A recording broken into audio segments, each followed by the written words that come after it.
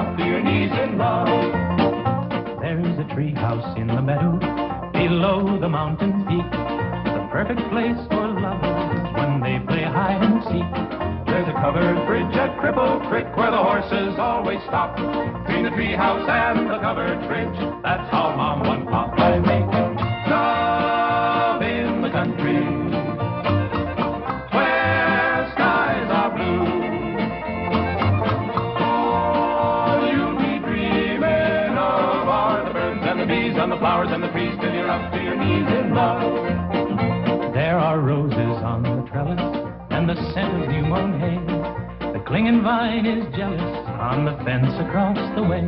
There's a great big yellow moon above and a breeze to sing a song. Between the roses and the yellow, a fella can't go wrong if he makes love in the country where skies are blue. All you'll be dreaming of are the birds and the bees and the flowers and the trees till you're up to your knees in love.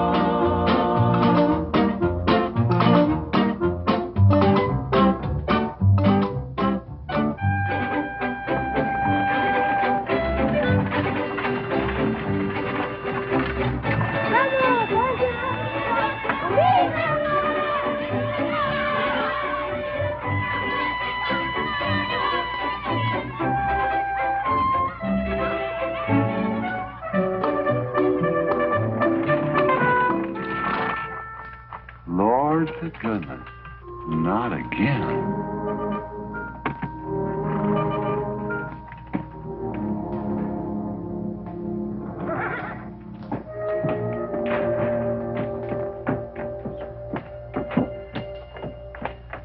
Howdy, Drago. Morning, Curly. Makes 7 times this month he come home swoggled. 6. 7? 6. Once was his birthday. That don't count. Give me my bucket. Didn't have anything for breakfast but 2 raw eggs and a mug of honey. No. Curly, Yes, boss. don't say it's a fine morning or I'll shoot you. Get out of here, Bunyan. Good morning. Morning. Carlos, what are you doing up there? I hope I get it this time, Mr. McLintock. My brothers, they got the big hats already.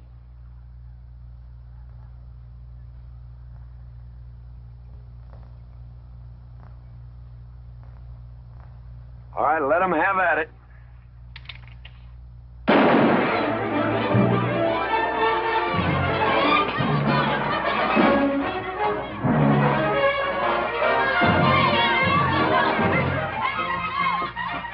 Get over it. Did you let me drive? You promised me you would sometime. No, yeah.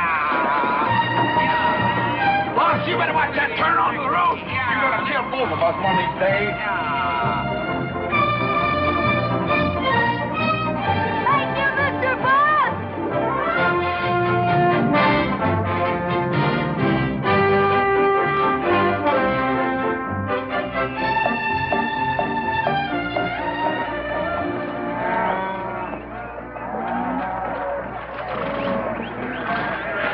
You got cattle in the back, boss.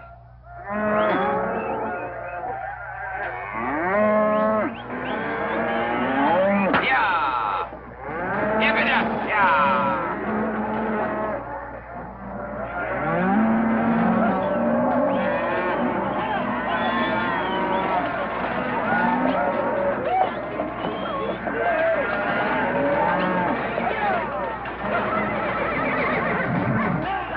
Keep 'em going. 15 cents a pound all the way to Kansas City.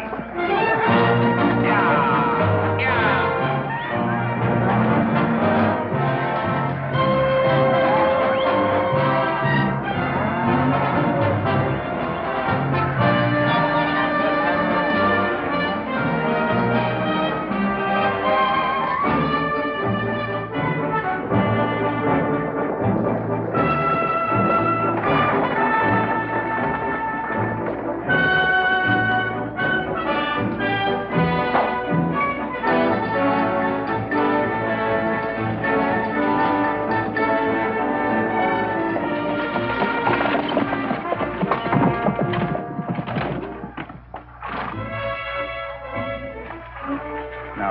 There's one old pensioner I wished you'd pass up.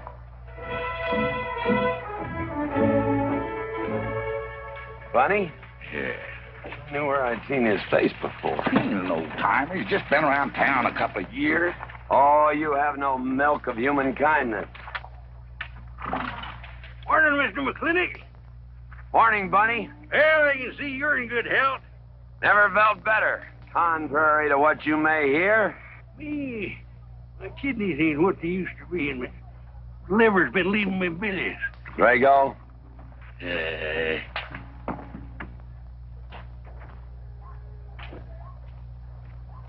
Hello, Ben. Hey, McLintock. Drago, throw that in the buggy. Yes, sir. Scrubby bunch of Sooners, huh? They are at that. That ought to make Douglas happy, lining his pockets with land fees. What are we going to do? I don't know what you're going to do, Ben. Me, I do nothing. 200 families. Quarter of beef a week per family. They last 2 years. That can be a sizable number. I got 20 head to one of any other brand on the Mesa Verde. I'm not hollering. Some of us haven't got all the money in the world. Some of us ain't old and tired and feel like being put upon. You interest me, young Ben. Go on. So the first time I find one of our hides wearing our brand hung on one of them settlers' fences, I aim to kill me a plowboy. You do what you want, McLintock. We'll do what we want. Fellas my age generally call me GW or McLintock. Youngsters call me Mr. McLintock. All right, Mr. McLintock. Not because I'm afraid of. You're the big he-stud of this country. And I reckon a fellow my age should call you Mister. Full grown now, GW. He's a half owner of the spread. I made him a full partner the day the doc gave me the long face. Well, you want him to vote the first time this territory becomes a state, don't you? Of course I do. These settlers get burned out, there'll be a lot of hollering that this country's too wild to be a state. We'll go on being a territory some more, with a lot of political appointees running it according to what they learned in some college where they think that cows are something you milk, Indians are something in front of a cigar store. I'm looking to you to hold young Ben down. I'll do what I can. Come on over to the house once in a while. We'll rack up a few hands of stud. GW, that'll be just fine.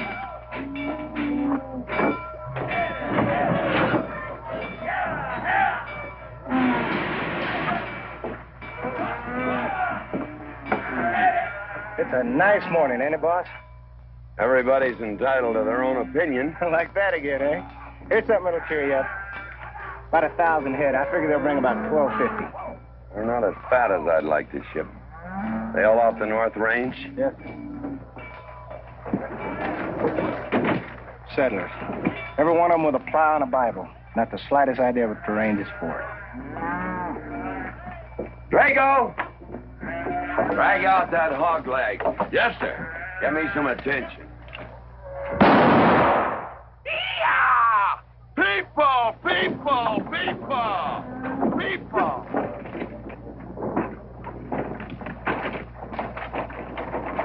Come on, all of you. Gather round. People, come on. Gather round. I'm McLintock. You people plan to homestead and farm the Mesa Verde. Yes, sir. The government give us each 160 acres. The government never gave anybody anything. Some years back, a lot like you came in. You had a pretty good first year, good summer, easy winter. But the next year, the last rain was in February. And by June, even the jackrabbits had sense enough to get off the mesa. Folks, do you know who that is? That's McLintock. George Washington McLintock. I told him that, Douglas. He controls the water rights on 200 square miles of range. You know that lumber you got? It came from his land. Cut by his loggers and milled in his mill. Douglas, I come close to killing you a couple of times when we were younger. Saddens me I didn't. Can you imagine a man who owns all that? Oh, and mines, too. I forgot to mention them. All that. And he's begrudging poor people a measly 160 acres. That right, Mr. McLintock? You begrudge us a little free land? There's no such thing as free land. You make these homesteads go, you'll have earned every acre of it. But you just can't make them go on the Mesa Verde. God made that country for buffalo. Serves pretty well for cattle. But it hates the plow. And even the government should know that you can't farm 6,000 feet above sea level. Any trouble, Mr. McLintock? No trouble, Jeff.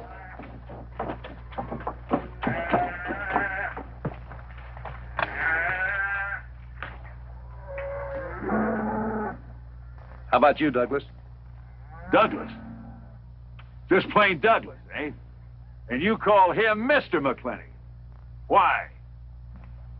Well, Douglas, I guess it's because he earned it.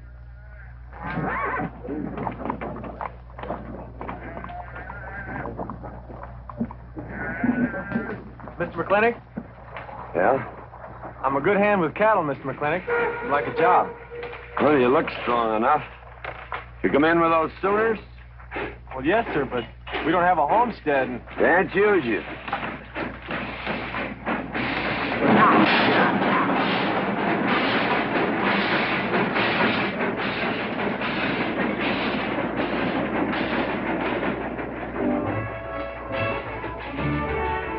Gadfly, paint it, Sonny. Hell, ain't much future in being a farmer around these parts.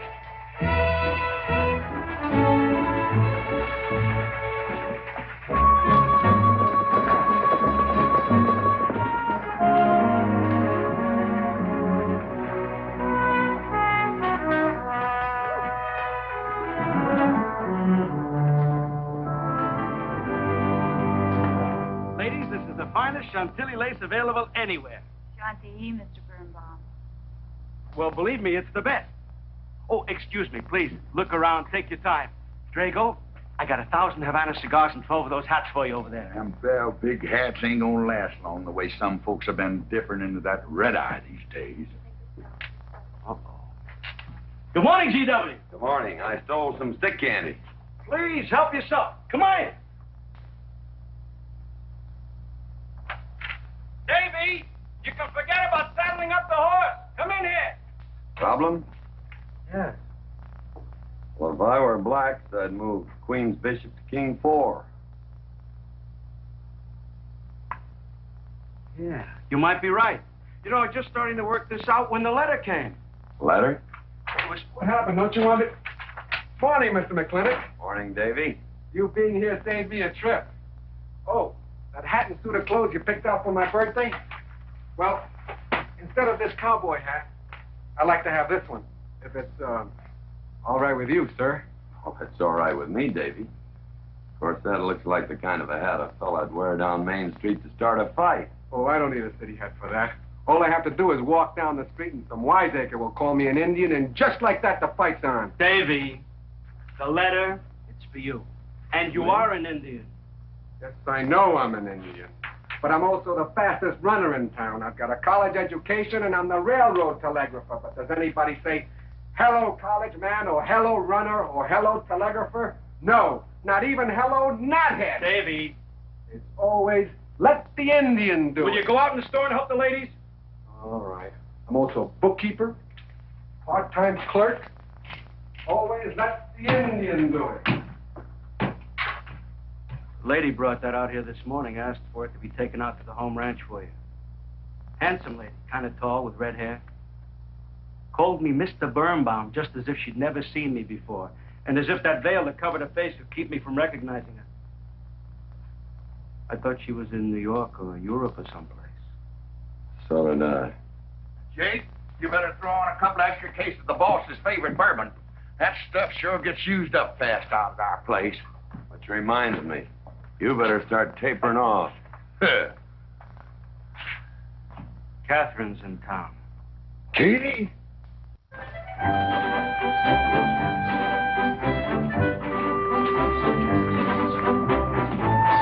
Lady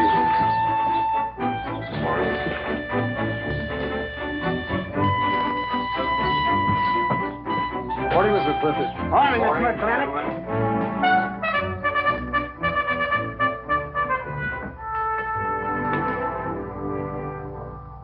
Good morning. Good morning, Matt. darling. Pomeroy, Morning, GW. what are you doing in here? Why aren't you out at the desk?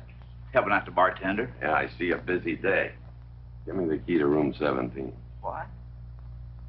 17, and don't advertise it. Here they come, Mr. McLintock.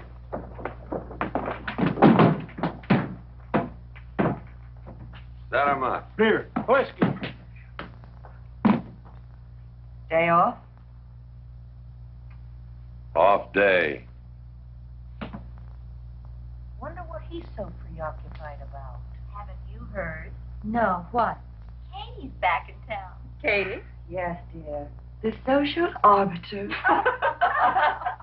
Well, hi, Sonny. Good morning. Oh, He sure is a polite one. Mr. McLintock, I don't want to bother you. I'm sorry, boy. I told you, no job.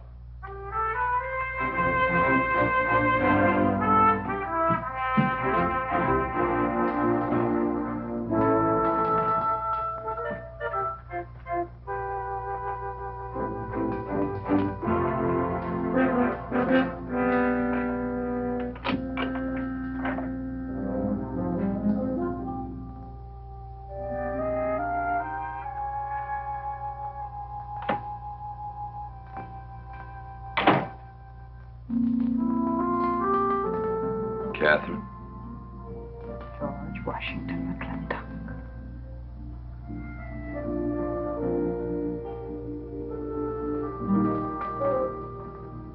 I thought you'd want this.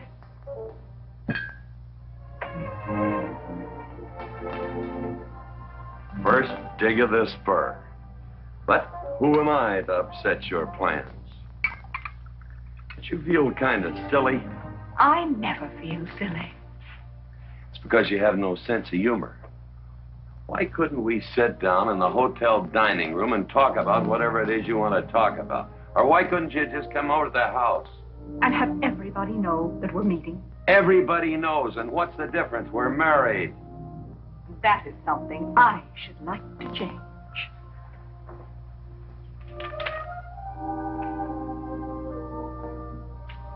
You know the answer, Katie. That isn't why you sent for me. Let's get to the rat killing. That's just the kind of remark that's always endeared you to me. Let us open the discussion. Very well. Our daughter is coming home in a few days. Rather, she's coming here. It was just a slip of the tongue that made me refer to this ugly hamlet as home. Our daughter. Is it so hard to say her name? It's Becky. Rebecca. I hate that name. Anyway, she's coming home. And I hope to persuade you to let her live with me. Part of the time in the capital, part of the time in New York, and, of course, Newport during the season. You're whistling in the wind, Katie. If she stays here, she'll become just as crude and as vulgar as all of this And country. if she goes your way, she'll be all show and no stay. Oh,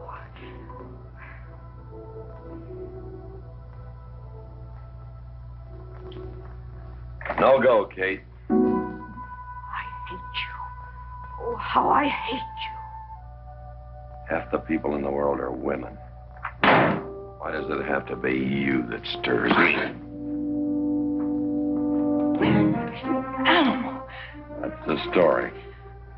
I saw your picture in the paper at the governor's ball. You were dancing with the governor. At least he's a gentleman. I doubt that.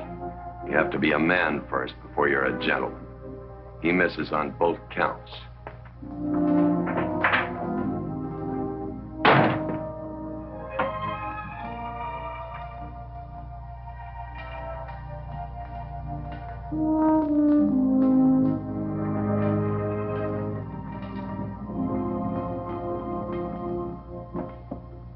Hey, Sonny, you gonna ask him again?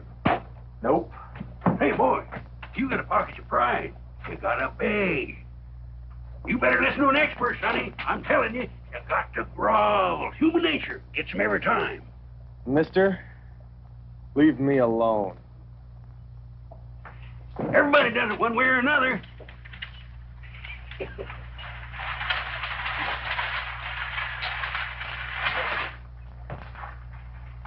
About that job, Mr. McLintock. I already told you, son, I've got no need for farmers or use for them. Just 1 minute, Mr. McLintock. My father died last month. That's how come we lost our homestead. I've got a mother and a little sister to feed. I need that job badly. What's your name? Devlin Warren. You got a job, son. See my home ranch foreman. He's over at the corral.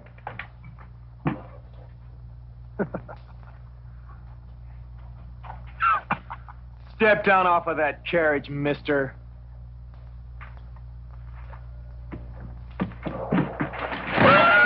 Hold that hog leg.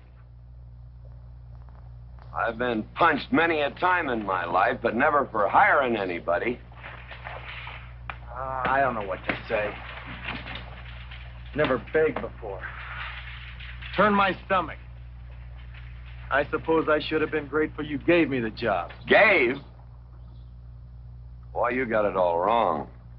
I don't give jobs, I hire men. You intend to give this man a full day's work, don't you, boy? You mean you're still hiring me, Mr. McLintock? Well, yes, sir. I mean, I'll certainly deliver a fair day's work. For that, I'll pay you a fair day's wage. You won't give me anything, and I won't give you anything. We both hold up our heads. Where do you live? The settlers' encampment, down by the mine. That's your plug? Yes, sir. Well, hop on him, and we'll go get your gear.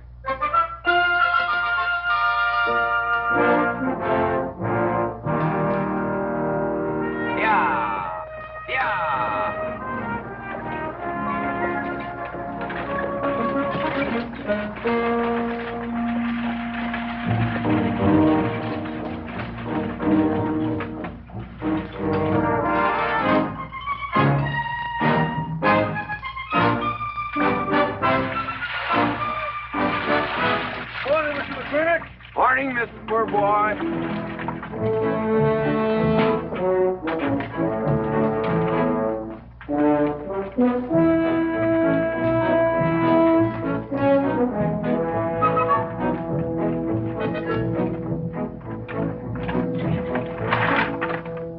I'm sure that all you fine people are interested in knowing just what portion of this new land will be your new home.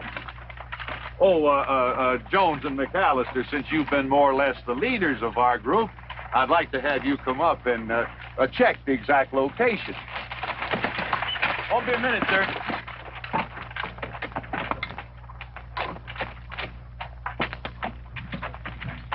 Go after that boy and give him $30. Tell him McLintock pays these riders a month in advance. From the looks of things, they could sure use it, too. Oh, Mom? Mr. Drago. More. Well, and what do we owe this visit from the cattle baron? I've got a touch of hangover, bureaucrat. Don't push me. Oh, Batman!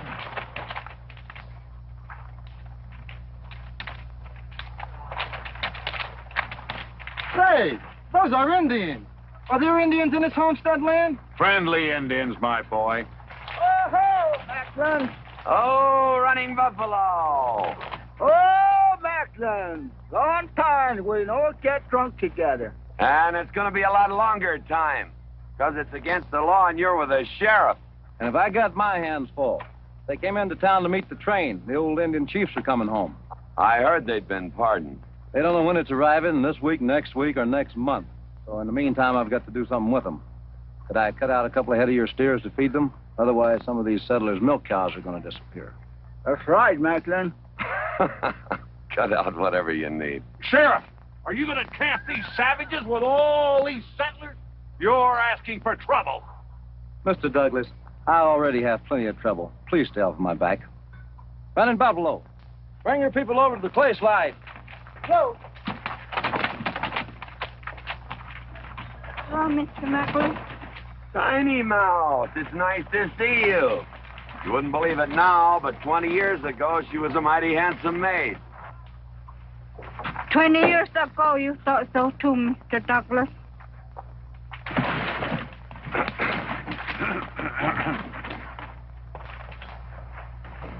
It was just like this. I had a dead beat on old running buffalo, and my sharp 50 caliber misfired.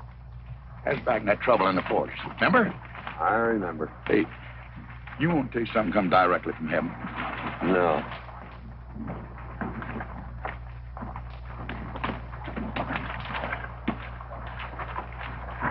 Where'd you get this? That boy's mama baked them. You thinking the same thing I am? She's a widow woman, boss, and she's got a long, hard road home. Hire her.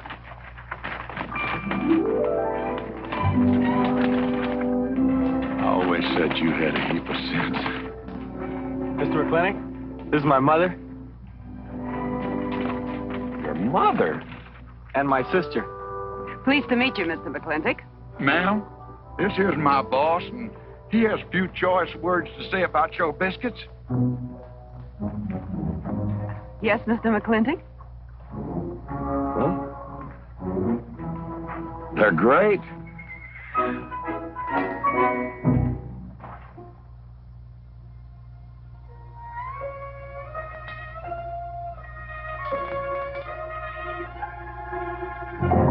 Well, you old Cantonese reprobate, how about it? You fire me? I'd kill myself. I'm not talking about firing you, I'm retiring you.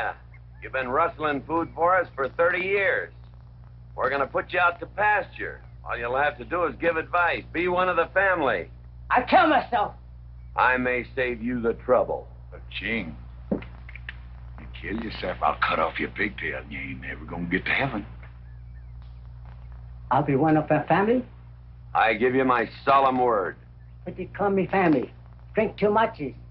Get in fight. Yell all the time. Cut off his pigtail. All right, I'll be one of our family. You believe that? You believe that? You believe that?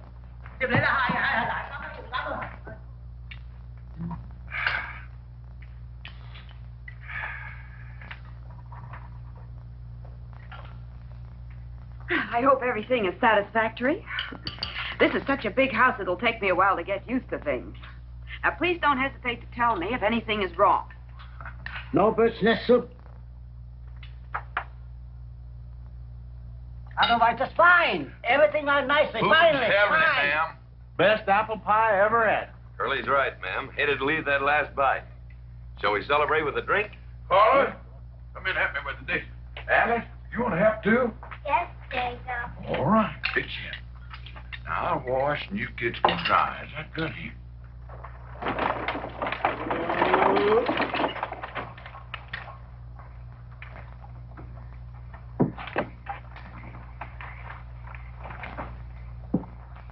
Don't seem possible one woman could use all them clothes. You keep a civil tongue and your unprepossessing face. Yes, ma'am. And unload my baggage, please. Yes, ma'am. By the way, what does that word unprepossessing mean?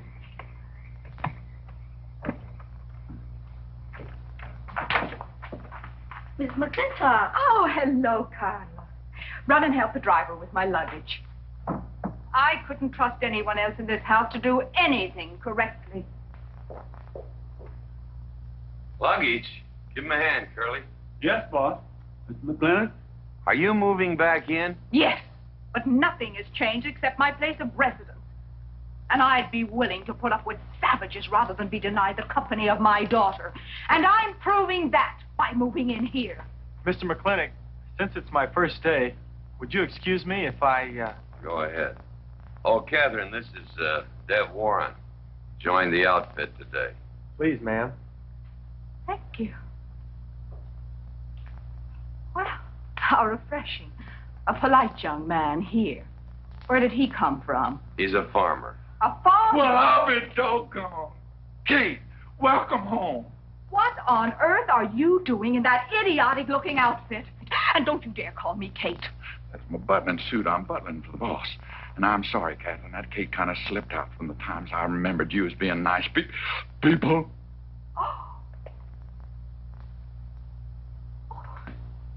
Are you going to stand there with that stupid look on your face while the hired help insults your wife? He's just ignorant. He doesn't know any better than to tell the truth.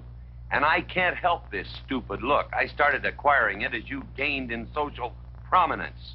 Mrs. McLintock, where do you want I should What? Put him in the master bedroom. Yes. But move Mr. McLintock's things into another room. Oh, the one back of the stairs would be best so that he can't wake up the entire household when he comes home every night. Just before daybreak. Yes, ma'am. Oh, excuse me. Here's your cigars, Mr. McLintock. I am Mrs. McLintock. Katherine, this is the cook. This is the lady does the cooking for us. Mrs. Warren, Mrs. McLintock.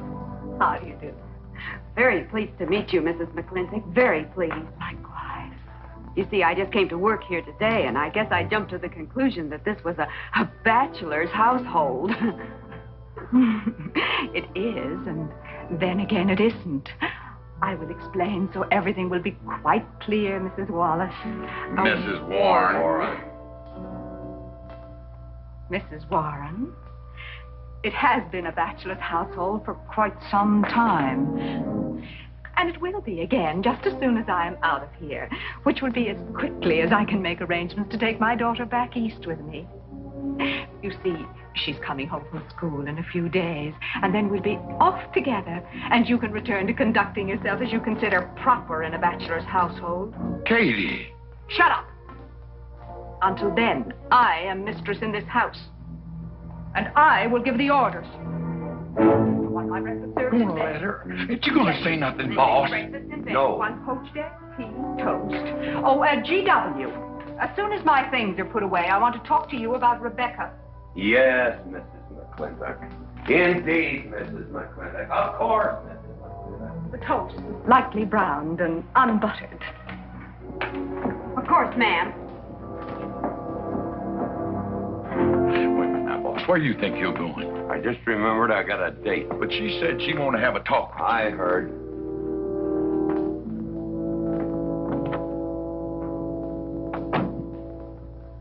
Good evening, Lem. Evening, Mr. Mack. Yep.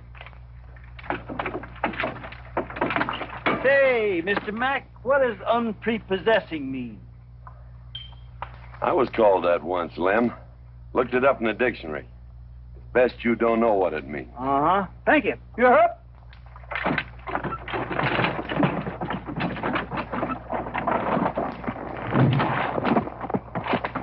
Hey! What am I going to tell her when she asks where you went? When in doubt, tell the truth. She wouldn't expect that from you anyway. Where's Mr. McLintock going? There he goes, burning his last bridge. You see a yellow streak about a foot wide running up down his backbone. Well, Mr. McLintock? He ain't afraid of nothing. I once thought that.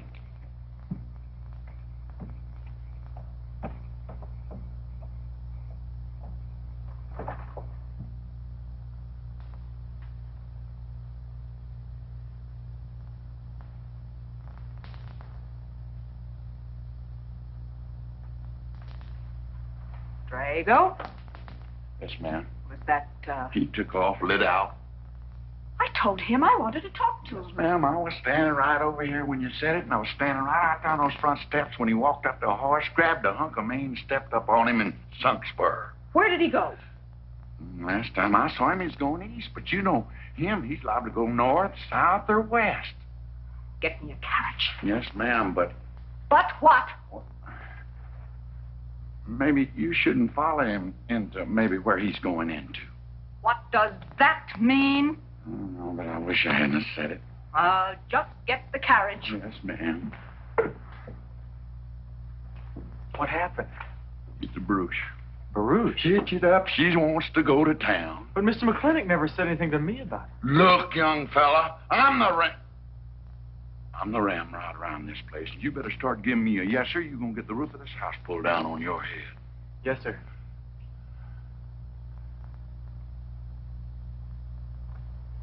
Hello, Dady. Hi, Mr. McLintock. No broom, eh? Drinks, please. Hello, Bunny. How is everything? Oh, fine, Mr. McLintock. I'll get you next time.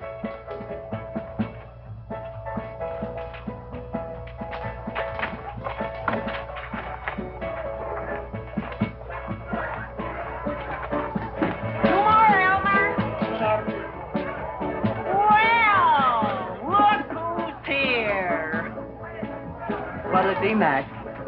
Same as usual? Ladies. Evening, GW. Jake? Wrong move. What? Chest problem. Queen's in danger.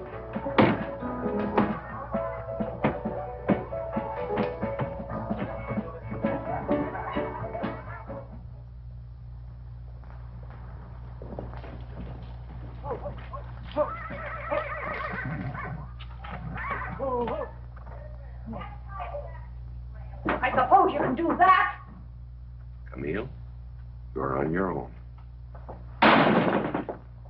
Mr. McLintock?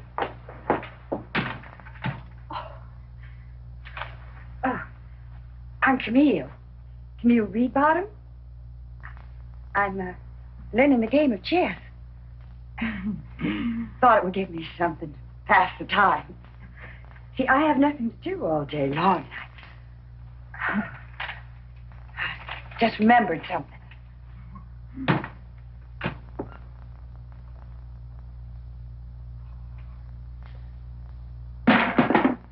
Katherine, I didn't hear you come in. Mr. McLintock, I told you that I wanted to talk to you. Not now. Could I get you a glass of sherry, Katherine? Oh, thank you, Mr. Birnbaum. I could use one. I came into town behind a runaway team. Drago never could handle horses. That young man whose mother pretends to be your cook. Katherine, your wife. Oh, thank you, Mr. Birnbaum.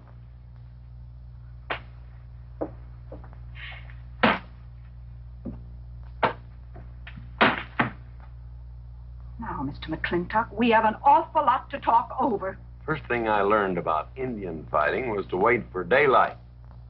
What has our conversation got to do with Indian fighting? Indian fighting is good experience for our kind of conversations. Oh. It'll wait, Katherine. Evening, Sheriff. Mr. McLintock, we had quite a ride out here. Oh, I finally got that team settled down. Sure move. No, it's your move. I just canceled. Oh. Now, look here. You're not going to sit here all night long and play chess when the matter of our daughter remains unsettled. I am going to remain here and play chess, and the matter of our daughter is settled. She stays. Oh, such stubbornness. Katherine, your hair. Oh, it is a mess after that awful ride. No. It's just that I haven't seen you for a long time. And it seems to me the last time I saw you, your hair was a little darker, no?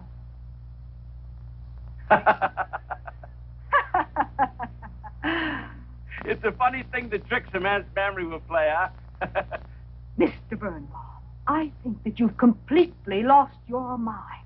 You have done something to your hair. I have not. Had it been none of your business. I'm certainly not going to put myself in the place of those blondine trollops that you seem to prefer.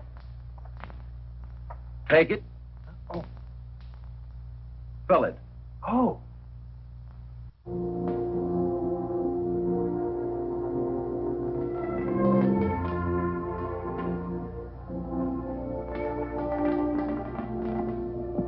Morning. Fellow still at it all night. McLintock never quits. But a Birnbaum has to. Besides, the game is over. You got me. Oh, no, Mr. Birnbaum. You still got a good game. Oh, you play chess. Please, take them.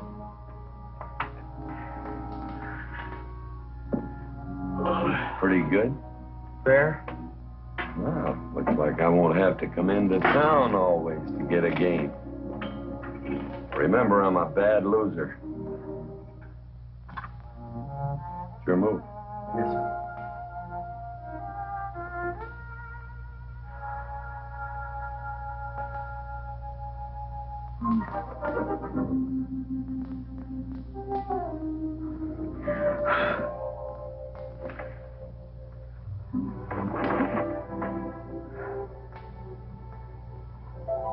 Good morning.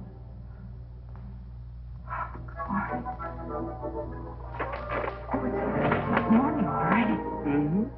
Cup of coffee? Oh, yes. Thanks, Jake. You're welcome, Katherine. Got any cream? Canned cow's milk. That'll do. Good old condensed milk. That reminds me. I was cleaning out my desk the other day. I found something I wanted to return to you.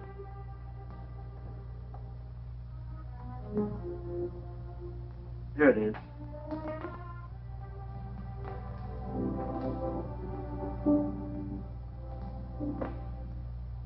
The medal. Remember?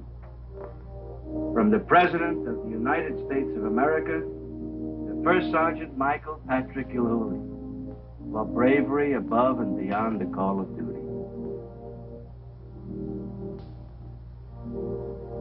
Your papa. Reminds me of the first time I ever saw you. It was over 17 years ago. You walked into my store, not much bigger than the bundle you were carrying. And in the bundle was the most beautiful baby I ever saw. And was she hungry? You walked all the way from Superstition Creek just to trade me that medal for a case of canned milk. GW was off somewhere as usual, fighting Indians. Sheriff! Sheriff Lord! Well, have you seen the sheriff? Kind of early for him. To try his house?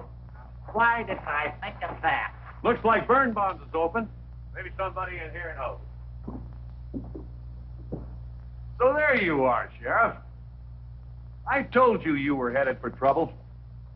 Trouble? I want to know by whose authority you let those Indians stay in town. Those savages are wards of the government, and I am the representative of I that told Sheriff Lord that he could put him up down to the clay side. Because the town's named after him, he thinks he owns it. Well, you check the books in the recorder's office, and you'll find I do own a fair piece of it. Agard, if you knew anything about Indians, you'd know that they're doing their level best to put up with our so-called benevolent patronage, in spite of the nincompoops that have been put in charge of it. Those Indians need my permission to leave the reservation. Those chiefs have been giving orders all their lives. It's pretty hard for them to understand that they have to hold up their hand like a schoolboy in a classroom. The law is very clear. I told you you'd get no satisfaction from these people. But we'll get the girl back. Girl? The girl the Indians kidnapped. But don't worry. I armed the settlers and set them to rounding up those red devils. What is this about a girl? Billy Jones, one of the settlers' daughters. The Indians kidnapped her. That's ridiculous. And you turn loose a lot of farmers with shotguns? I certainly did. You're insane. Let's go, Sheriff. Mr. Douglas, Oh, Miss McLintock. much as I hate to agree with GW about anything, you haven't changed a bit. You're still an hysterical fool. Coming to town, I got worried. What about? Thought maybe Katie shot you. Not yet, Drago, but it took restraint. Wait a minute. You better take Agard along. Not that he'll be much help. Drago, have him on the horse. Just a minute. Well, I'll drive. Agard, what are you doing? Agard, this is serious. Stay with him, Agard. Stay with him. Agard, will you stop showing off and getting this buggy? Mercy. Mercy. That horse is a little green.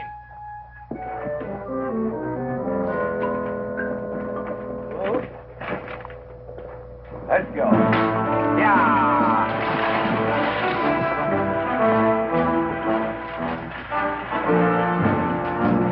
Just where do you think you're going? Don't use that range boss tone of voice with me.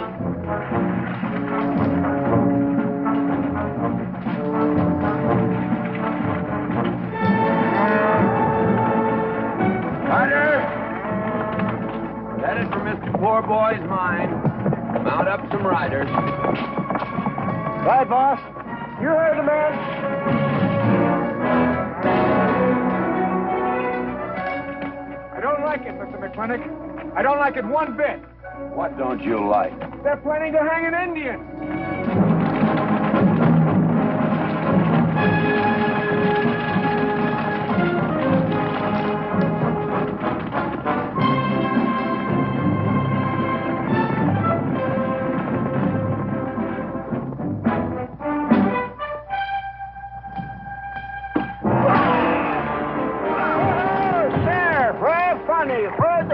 doggy.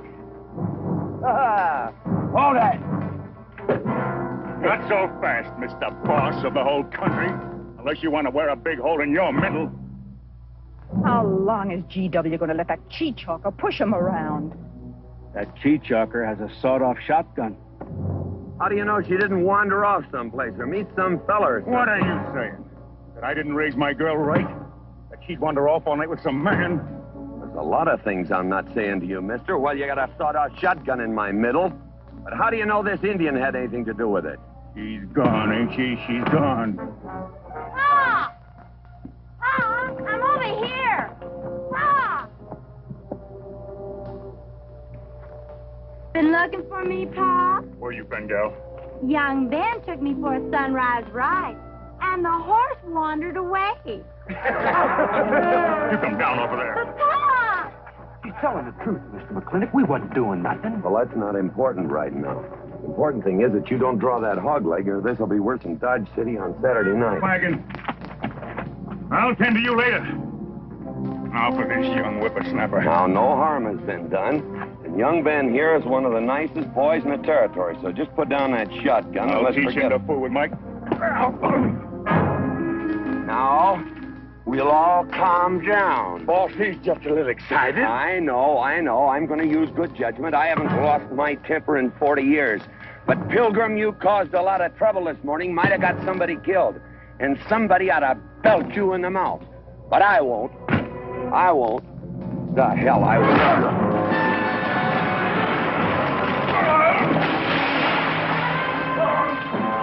McLintock Rider!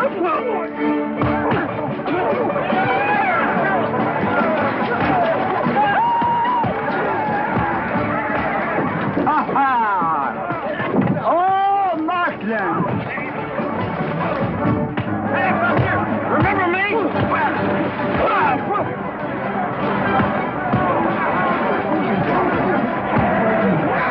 Hello, sir.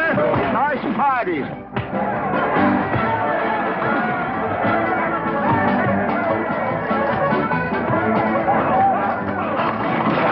Do you think we ought to? I ought to what?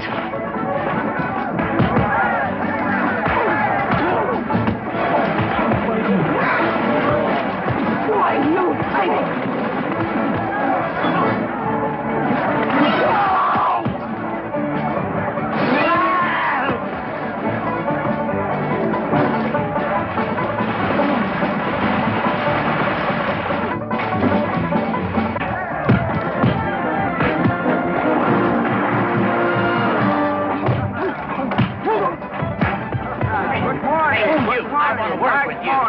Just a minute. What are you doing? My glasses. Hey, now stop this or you'll be sorry.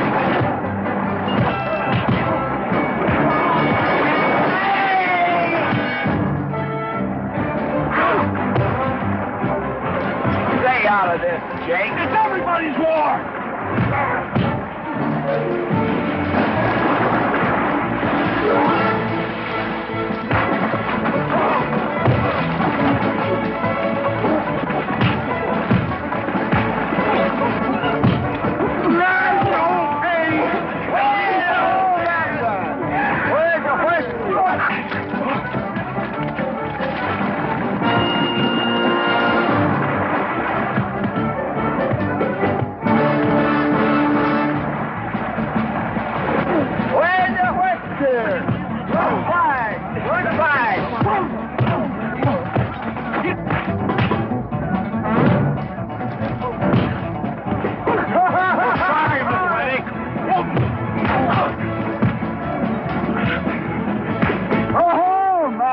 Thanks. Ha-ha! It's very funny. Yeah, very funny.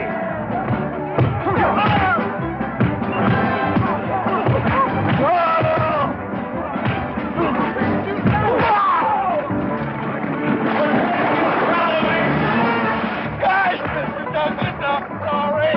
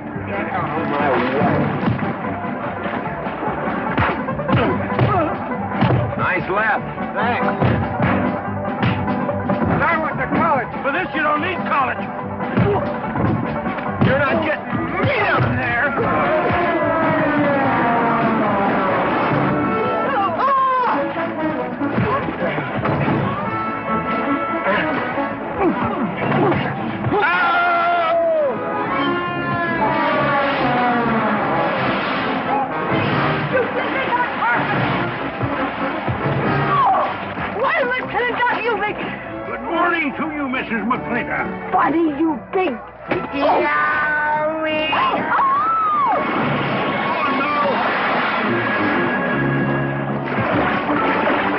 G.W. McLintock, you make me clumsy. Well, it's pretty hard to control yourself.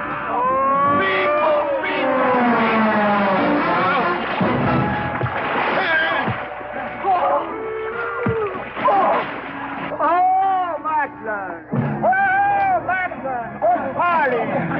No whiskey. We go home.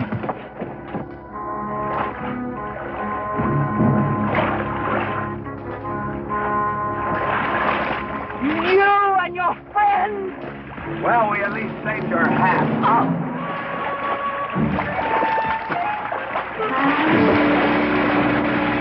Where is everybody? Oh, for heaven's sake.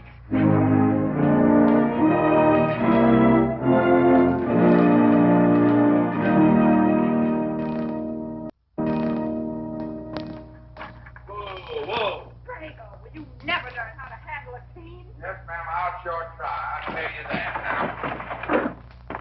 now. Try me, Sammy. You want to lose your pigtail? I lose faith. Lousy little tip. You want to lose more than that? Kate, Yes? we could be a big help to one another. Like what, may I ask? Oh, we could wash the mud off of each other. We used to have quite good times doing that sort of thing. There are a lot of things we used to do. Good night, Mr. McLintock.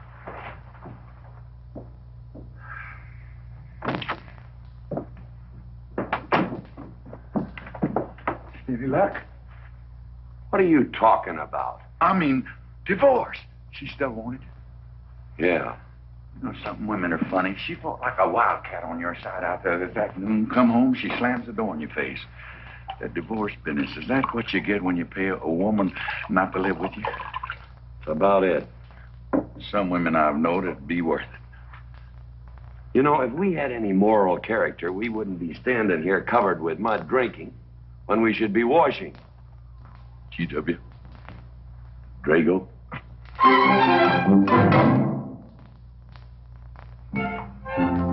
Miss Warren, these biscuits. Oh, thank you, Drago.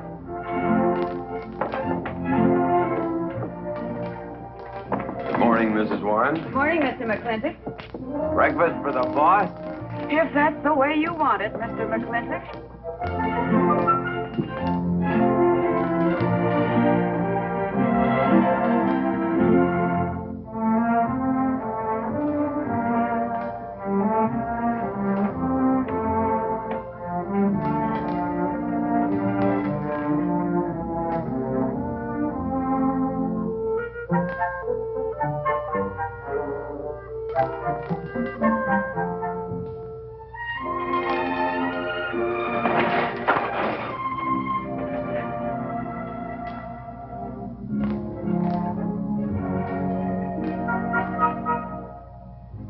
One poached egg, tea, toast, lightly browned, and Why, Mrs. McLintock, you have a black eye. I do. Ooh.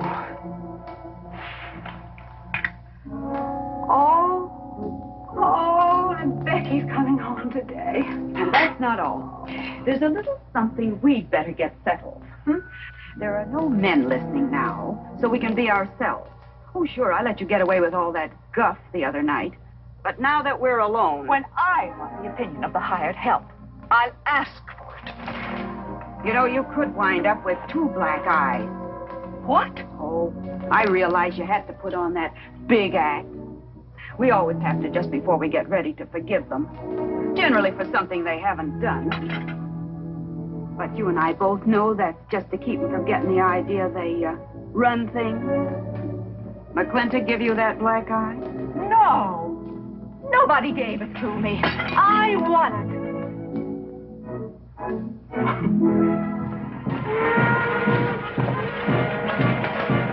Morning, Davy. Morning, Mrs. Beach. Mr. Beach.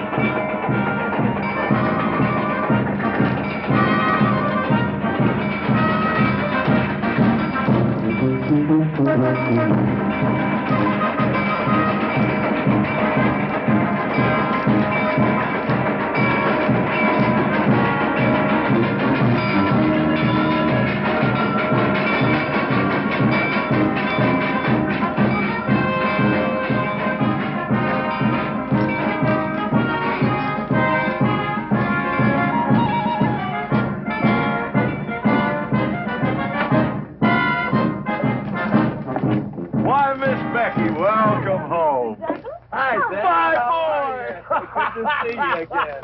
Daddy! Well, Daddy! Oh. It's been 2 long years. I guess I'm going to have to stop calling you Tomboy. Oh, Becky. Mama! Oh, darling. I wasn't sure you'd be. Oh, I've been here a few days. Oh, Becky, I bought you 3 of the most beautiful dresses. Uncle Drago! Oh! Did you bring your old uncle a coming home present? Sure did. What is it? A mustache cup. And what did you get me? Prettiest Palomino pony that ever packed a saddle. Broke the stand, drowned, tie, and the counter. Oh! Uncle Jake! Oh! What are you doing in Mr. Douglas's tuba? Oh, Mr. Douglas had a little accident. I brought you a whole shipment of licorice sticks.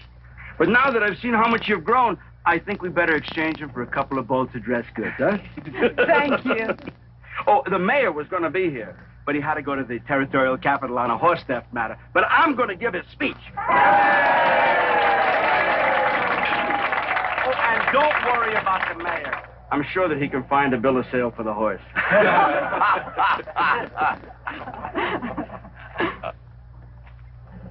Ladies and gentlemen, we are here to welcome the fairest... What am I doing? We are here to welcome back the prettiest girl that was ever born in McLintock, or in any part of the territory.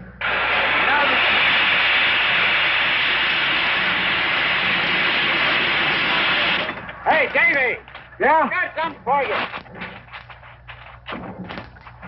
Guardmaster up at the junction told me to let him ride, so I locked him in here.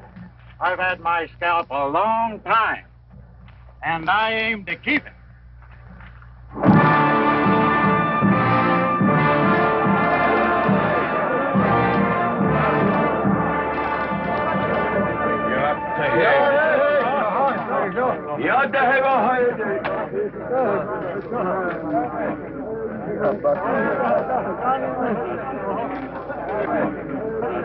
And now she's come back to us. Gone are the pigtails, but the freckles are still on the prettiest face that was ever born in McLintock.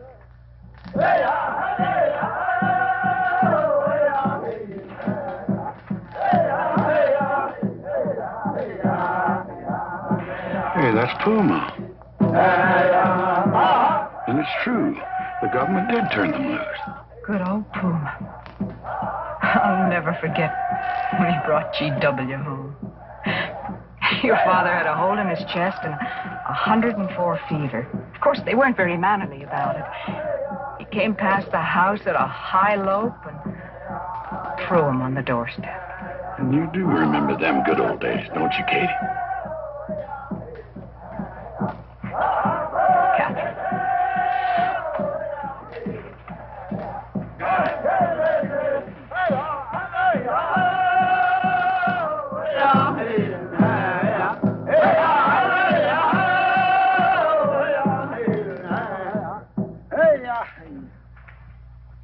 Yatta hey, my friends.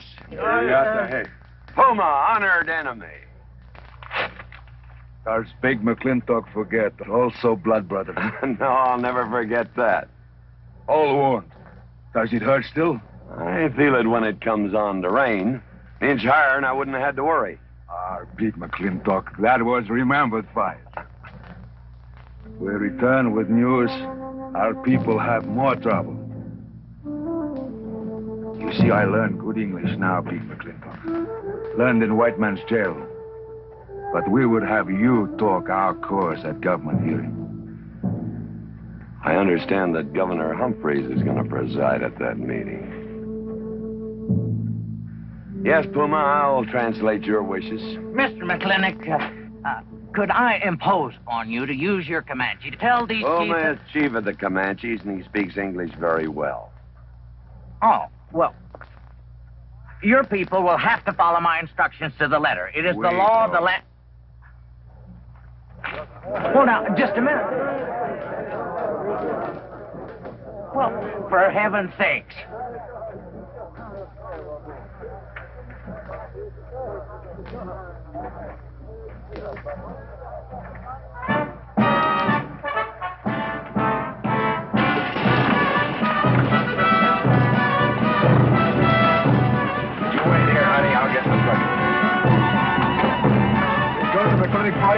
surely.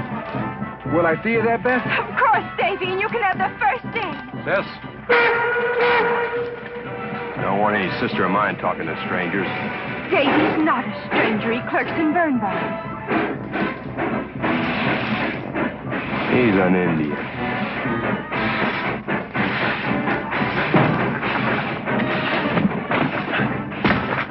Darn you, Drago! Now look what you've done. Baby, this is Devlin Warren. He works for you, Papa. Dev, this is Miss Becky McLintock. Those are my things. Yes, ma'am. Oh, I'd have known you anywhere, Miss Becky. What do you mean? Oh, I mean, you look so much like your mother. Well, even prettier. Oh, Mr. Warren. Mother's much prettier than I am. Many a fight started with words like that. Come on, get in the boat. Hello, Jing. We got jelly pie for dinner. I'm not cooking. No, he's not. Junior! Yes, Miss Becky. You remember Junior Douglas, Mama? Oh, of course. How's college? Valedictorian, 95. Oh, congratulations. Oh, Mr. and Mrs. Douglas, we will see you at the party, of course. Oh, delighted. Well, it'll be pretty hard to keep young men away. Yes, sir. Drago? Yes, boss. Baggage all on it. G.W. Do you remember young Junior? Oh, yes. Like father, like son. Mr. McLintock, I hope you don't think I'm being presumptuous in asking for the honor of calling on Miss Rebecca. Well, there she is. Ask her yourself. Well, thank you, sir. Jing, now I'm going to get fired. Get up out of here. Thank you, sir. Thank you. Have you no manners? See you at the party, Junior! Yeah. Yeah, what? Like father, like son. What did he mean, Matthew? Come on, Jing. Grab a root and growl. Well,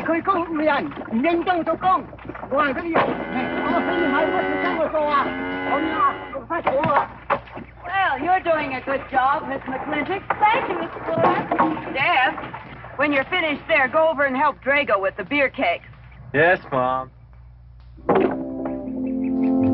Deb, could you come and help me a minute?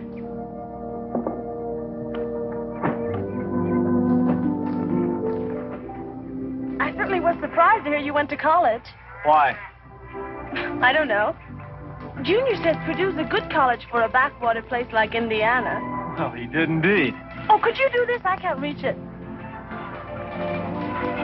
Why didn't you finish college? Lack of funds. My father got sick, and he had to come out west. So he took out a homestead. You know, your mom's sure cute. It's too bad you didn't inherit her eyes.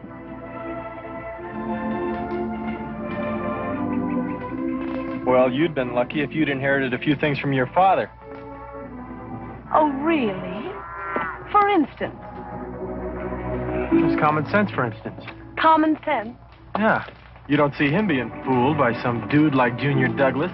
Junior's not a dude. He's nifty. This needs a woman's touch. And besides, he got a letter at college. What sport? Glee club. Very strenuous. Don't you dare hug me!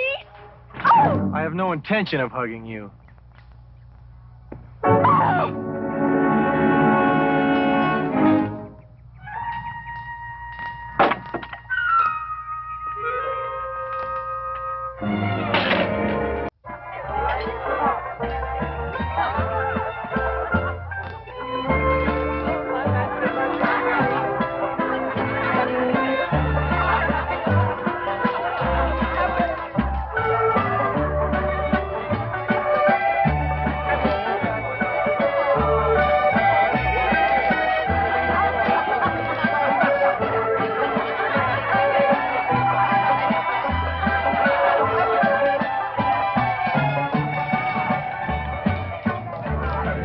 Ladies all look lovely, Katherine.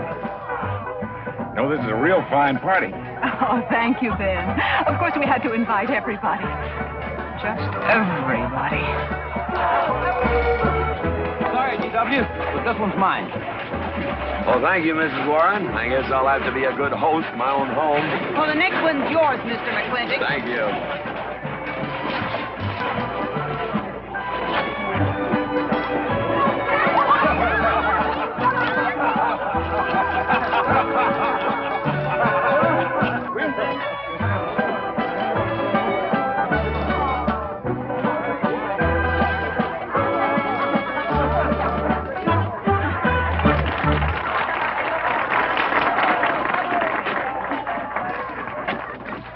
Draco, go and do what I told you to do. Oh, Katie. Catherine, and do as you're told. Oh, Drago, do this. Drago, do that. Yeah! People!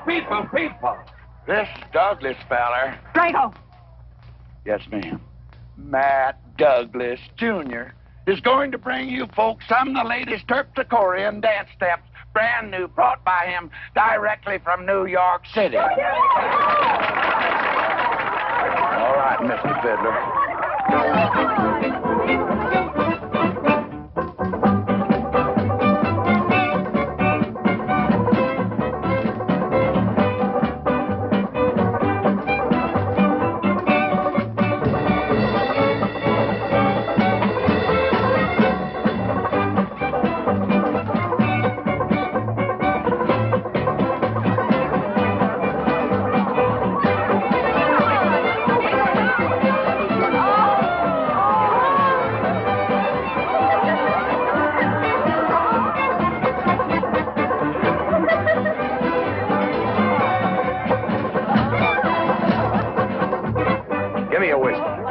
Williams, I'm Bolo. What? Just turn it 10-gallon parties, boss.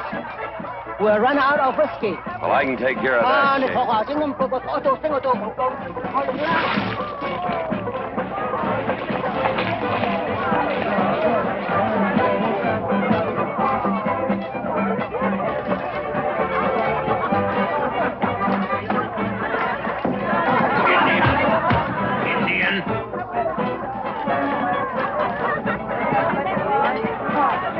Still got any ideas about asking my sister to dance? Get up and we can do this all over again. Yes! That's enough. You fought it. It's all over. Quit butting in, Birnbaum. He's a hired man, not your son. Look, you fought him fair and square. I don't think it was so fair and square. Well, you want to take up where he left off? If I did, you wouldn't find it so easy.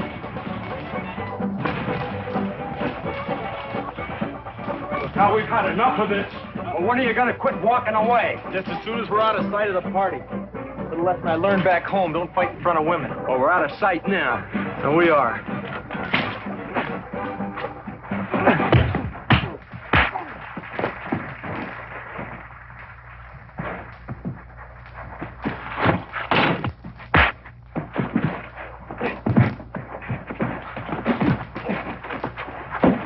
Such vulgarity. Someone should do something about it. You're right. Absolutely right.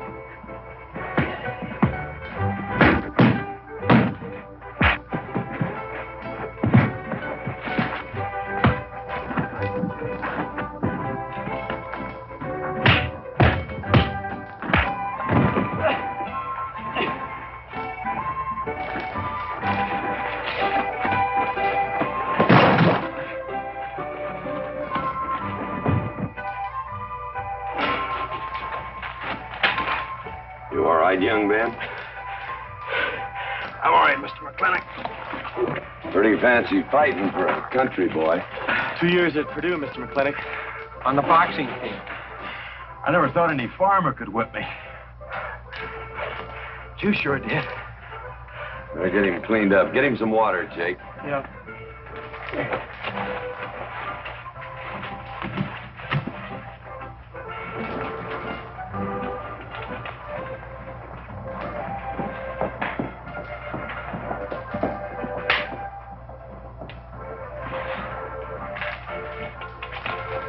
Get yourself cleaned up. Go ask that girl for a dance. Who? Oh! Did I miss one? Oh. Where is he? I'll find him, that young whippersnapper. Trouble. Where is that farmer boy? Where is he? Where is he, G.W.? Oh, so you're the young farmer boy that whipped my nephew. Well, I'm Fauntleroy Sage, young Ben's uncle. Well, I'm no farmer, but if you're young Ben's uncle, yes, I whipped him. And you're intruding. What's intruding mean? Butting in. Oh, so he's insulting me. Well, then I got another reason for walloping. Besides, on account of him thrashing my nephew, young Ben. Fauntleroy, you can't get mixed up in these youngsters' quarrel. Family honor. I can't have said a farmer whipped a sage. You're twice his size. Don't let that bother you, Mr. McLintock. Mr. Fauntleroy insists. I'll just have to teach him the same lesson.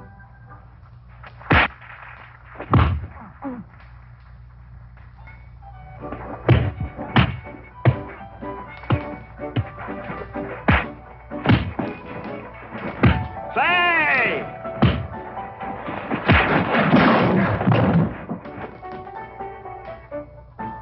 Sorry, young feller. Hate to have to do that, young fella. No hard feelings. Not yet. Not yet what? I mean, that isn't all. Now, wait a minute. Fauntleroy, we're going to make this a fair fight.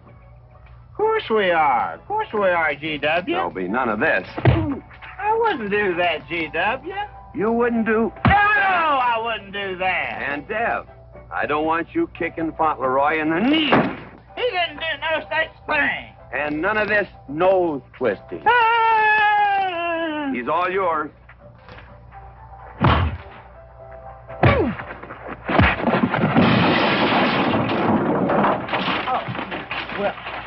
Well, where are my glasses? You all right, young feller? Ouch! I'm all right. This Indian agent will stop stepping all over me. I beg your pardon. G.W. You're just funning me. But I want you to know that boy fought me a fair fight. Well, I'm glad to hear that, Fauntleroy. Here's my uncle. Fauntleroy, what have you been doing?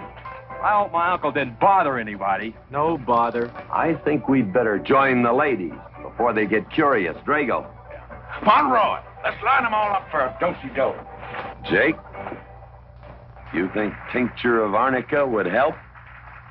Could be. Used to help you. Gentlemen, to the medicine cabinet.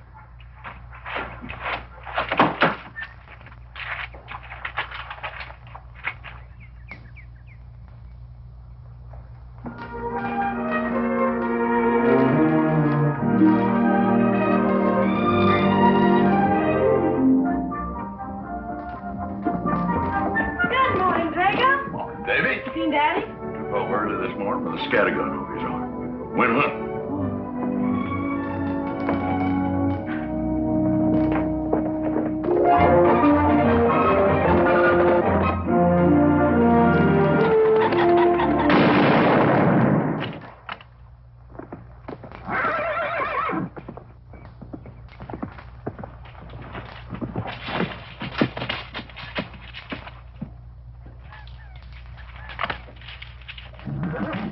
Morning, Daddy.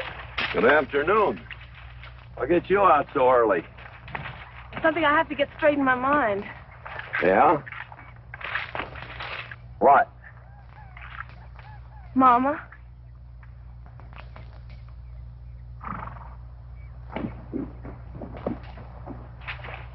Why'd you and Mama stop living together, Daddy? Why'd you separate?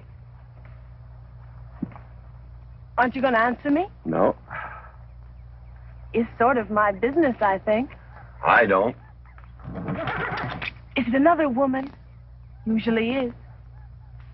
At your age, you always know what's usual. Is it Mrs. Warren?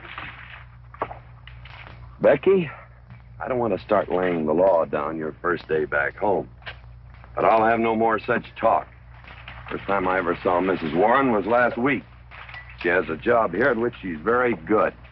And I hope you'll have the good manners to not pry into other people's business. Your mother's and mine. Pretty good shot, Daddy.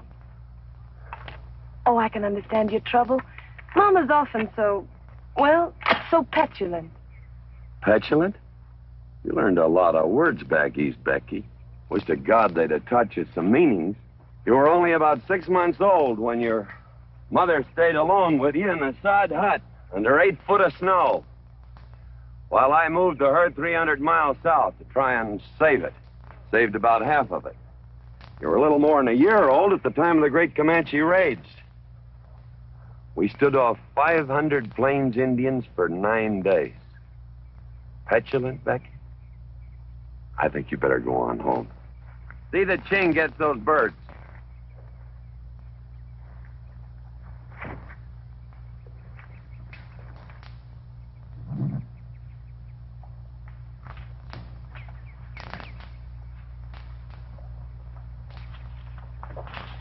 Becky!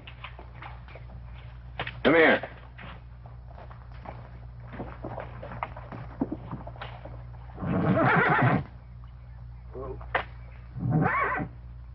Something I ought to tell you. Guess now's as good a time as any. You're going to have every young buck west of the Missouri around here trying to marry you. Mostly because you're a handsome filly.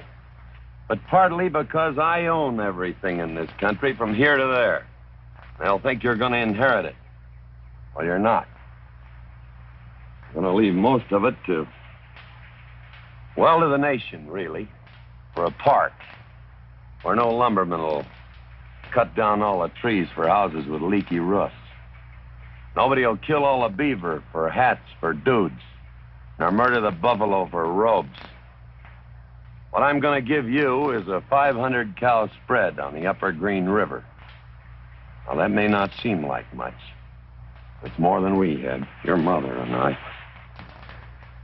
Some folks are going to say I'm doing all this so I can sit up in the hereafter and look down on a park named after me. Or that I was disappointed in you. Didn't want you to get all that money. But the real reason, Becky, is because I love you. And I want you and some young man to have what I had.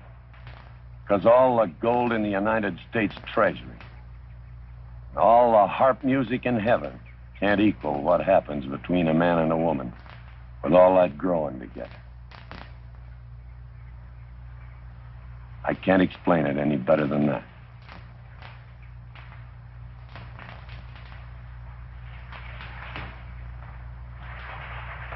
All right, Daddy. Becky.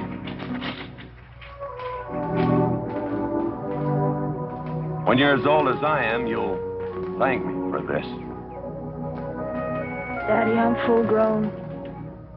I wasn't worrying about me. I was thinking about you and Mama.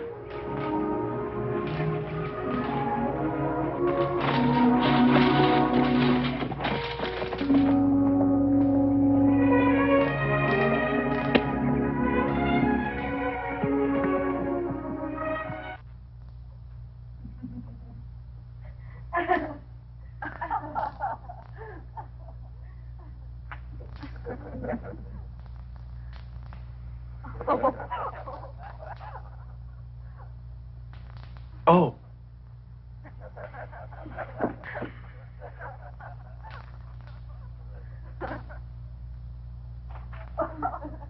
Well, sir, all three of them saw right out of the carriage. Well, it's getting rather late, Becky. It's bedtime. Oh, Mother. He brought this. He must have intended to use it. Oh, well. Sing us a song. Well, if you really want me to. Gosh, I haven't played in You quite... know just right for me. Sure. It's the rage now. Oh. Oh. Dev, what are you doing? Oh. I just thought I'd get another cigar. Well, you've got one in your mouth and two burning in the tray. Not move. Fellas want me to play all the time. You're cuter than a baby's dear, and softer than a mouse's ear. I want the whole wide world to hear. You're just right for me.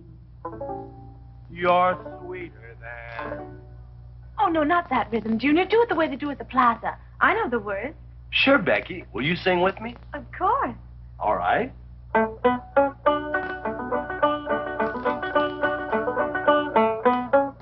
love a man who's witty and smart and clever. It's your move. Oh. Oh, Dev, you're playing like an amateur. Let's call it an evening. I'd like to know where your mind is tonight. You're sweeter than the early spring, or bluebells when they start to Pretty good. You Voice like her father. feel like a king. You're just right for me.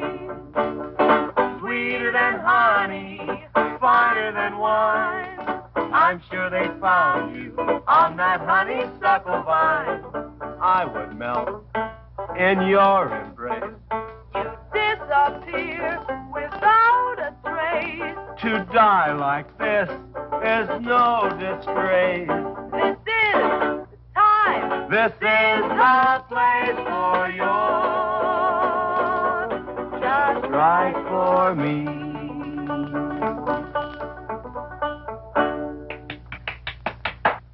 Well, so good, I kind of hate to break this up. But we're going to have that Indian hearing tomorrow morning. Sir, about our conversation earlier this evening, I believe I'd better apologize. Yeah? Yes, sir, I've been thinking it over, and when I called you reactionary, well, that's merely my generation's term for your generation. Nothing personal, sir. Oh, really? Well, good night, sir. Good night, Miss McLintock. Good night, and do come again. Good night, Drago. Night. Boss? What does reactionary mean? Me, I guess. He says that anyone that wanted to sell at a profit was a reactionary. Was we reactionaries back in them days when you was selling beef cattle for 6 cents a pound on the hoof? Well, no use arguing with him. College boy.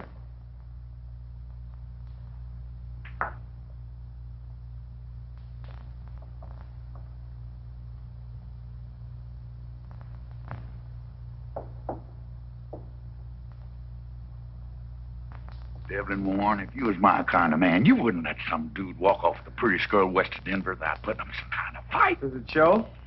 Well, what can I do? I'm just one of her father's employees. I'm just a hired hand around here. Every so often, Dev, you spill the strangest ideas. Everybody works for somebody. Me, I work for everybody in these United States that steps into a butcher's shop for a T-bone steak. And you work for me. Not much difference. Daddy, the most terrible thing just happened. Junior's horse ran away. The one he rented at the livery stable. Tied up a rented horse by the reins. He's probably back in the stall by now. I think we could get Junior something that he can ride. What I'd rather do, Daddy, is drive Junior home in our barouche. It's a lovely evening, and I'm sure Uncle Drago wouldn't mind driving. I would, and I got the kind of manners don't keep me from saying so, just to be polite. I'll drive him home, Mr. McLintock. You don't have to come, Miss Becky. I'll see that he gets home safely. I can take care of myself. You got yourself a foot, didn't you? Dev, get the carriage. Drago? I'm going with them. Now you got me wrangling dudes.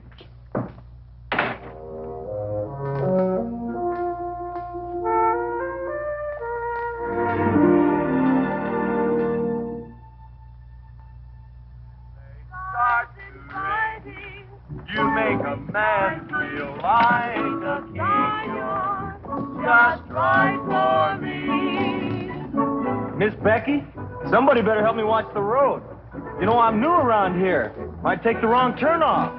Devlin Warren, you know there isn't a turnoff between here and town. You disappear without a trace. To die like this is no disgrace. This is time. This is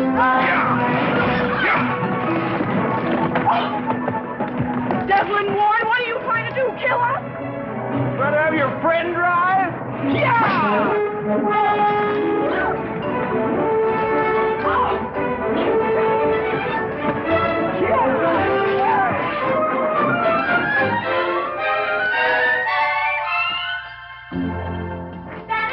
Daddy, I have never been so humiliated in my entire life. I said what I said, and I'll stand by it to the death. Shoot him, Daddy. Shoot him at once. Well, why? My honor is at stake. Well, now, Your Honor. Absolutely. He impugned my honor. Impugned? What does that mean? Slander. He slandered my honor. He did? I said what I said, and I'll stand by it to the death. He admits it, see? Shoot him. Well, what is he admitting to? Why, he called me a... I won't even repeat the word. I didn't necessarily call you anything, but I said what I said, and I'll stand by it to the death. Well, just for the tally books, what did you say? I said that any girl who would permit a man to kiss her before they're formally engaged is a trollop. He said it again. Shoot him. Now, hold on. No, don't hold hold on. If you're my father, if you love me, you'll shoot him. Well, I'm your father, and I sure love you. So? Oh, you shot him. You really shot him. Hey! He died. If he dies, he'll be the first man ever killed with a blank cartridge. We use this to start the races on the 4th. Hey! I'm on fire! Oh, you poor dear. Poor dear? You'd have had me shot in cold blood. But it didn't happen. Yelling I insulted you and all. What you need is a good spanking. Deb! Daddy! Leave me out of this. I think I'll give you what you deserve. You wouldn't dare! Oh, wouldn't I? You'll think next time before you have someone shot. And this kicking and yelling isn't gonna help you. Don't you! Oh, Daddy! Wait a minute! Daddy! Oh, Daddy! Help me! Don't! Daddy, boy, I hate you! Sorry! Oh, G.W., was that a shot?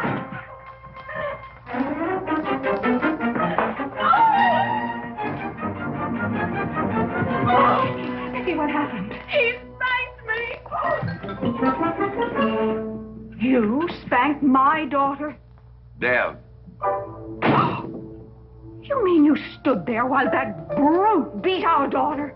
G.W., what's happened to you in the last 2 years? Better part of valor, son. Oh, isn't it enough that you've always treated me like a squaw without subjecting dear, sweet Becky to this crude, vulgar way of Katherine, life? you women are always raising hell about one thing when it's something else you're really sore about. Oh. Don't you think it's about time you told me what put the burr under your saddle about me? I don't intend to stand here and hold a midnight conversation with an intoxicated man.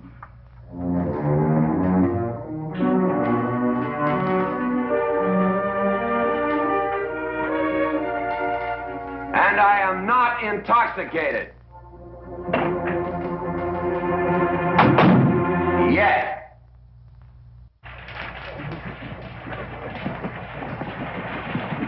Hello, Governor! Hello, Governor!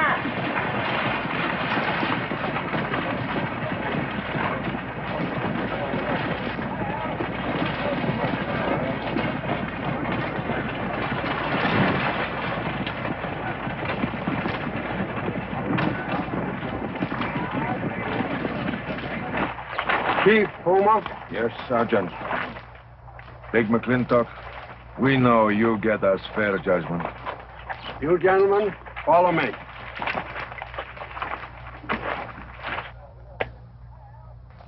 Well, Jake? G.W.?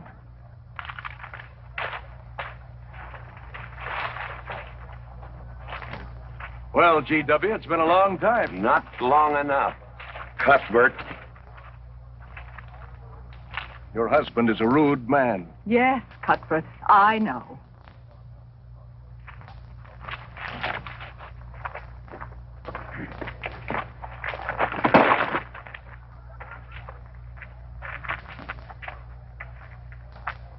Where you want the Indians, Mr. McLintock? Mr. McLintock is not running this hearing. Sergeant, seat those Indians. Yes. Gentlemen, be seated. No, the whole tribe here want to come into town. Proceed, Lieutenant. This hearing is now in session. Governor Cuthbert Humphrey is presiding. Good luck, Daddy. Afraid it's a packed court. Government Edict number 826.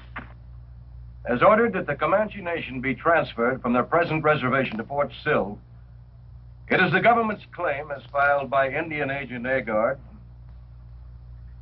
that these chiefs, after being released from prison by a kindly government, did then rouse and incite defiance among the tribe against said order.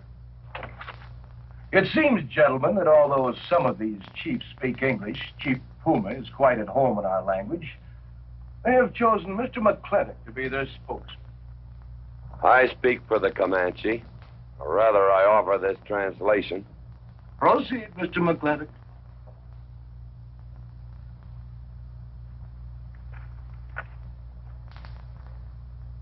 The Comanche say, we are an old people and a proud people. When the white man first came among us, we were as many as the grass is of the prairie. Now we are few, but we are still proud. For if a man loses pride in manhood, he is nothing. You tell us now that if we will let you send us away to this place called Fort Sill, you will feed us and care for us. Let us tell you this. It is a Comanche law that no chief ever eats unless first he sees that the pots are full of meat in the lodges of the widows and orphans. It is the Comanche way of life. This that the white man calls charity is a fine thing for widows and orphans, but no warrior can accept it. For if he does, he is no longer a man. And when he is no longer a man, he is nothing. And better off dead. You say to the Comanche, you are widows and orphans. You are not men. And we, the Comanches, say we would rather be dead. It will not be a remembered fight when you kill us, because we are few now and have few weapons. But we will fight, and we will die Comanche. Thank you, Big McLintock. Am I to gather the Comanche defy the government of the United States? Yes, you may gather that the Comanche defy the United States government, or at least this commission. Gentlemen.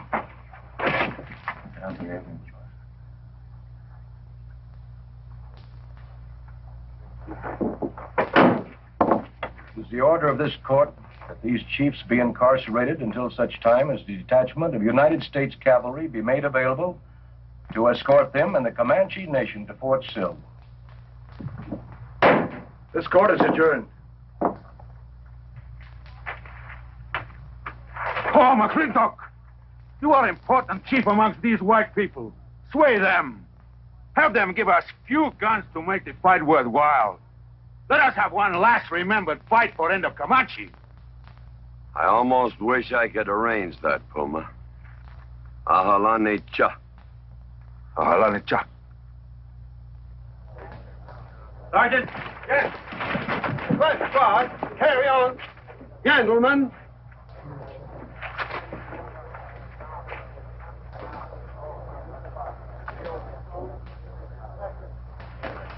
Sad, these changing times. It isn't the times that are changing, Mama.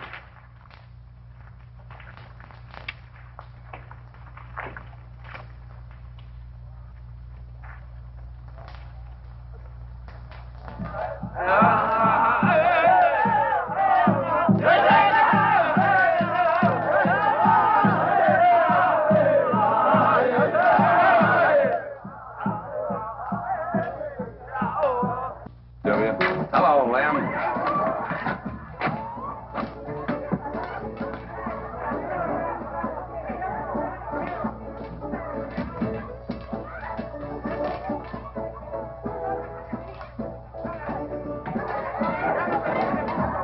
Bunny? Oh, howdy, McLintock.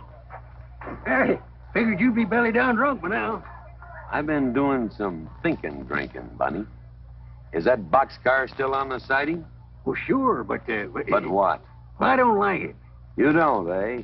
You figure if them Indians get out of there and lead the cavalry on a wild goose chase, that great white father's going to get nosy. Get nosy, and he'll investigate. When they find out how that side-saddle governor's been messing things up, they'll give those Indians a fair trial. That's live ammunition in that boxcar. You know what'll happen if them Indians get some guns in their hands? Somebody's going to get hurt. Is Puma's word good enough for you? Well, I don't... McLintock, you got yourself a partner. Leave me out of this. Hey, McLintock. Good night, Bunny. Good night, Governor. There is the Katie with her light red hair, sweet as the roses on the summer air. I'll find her somewhere while the moon is high, and tell her that I love her, and I'll love her till I die. Katie, get holy! The master's home! Katie!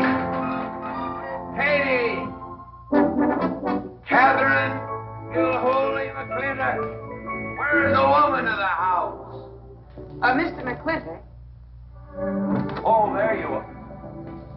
Mrs. Warren. Oh, good evening. I waited up for you, Mr. McLintock. Oh, how nice.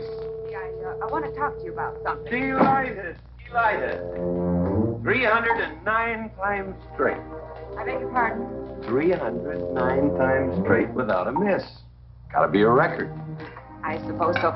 Now, Mr. McLintock, what I wanted to 2 say... pound Stetson, 6-inch brim, 53 feet in the air. It's gotta be a record. I'm sure it is, but the reason I waited up... Damn it, woman, can't you hold that glass still?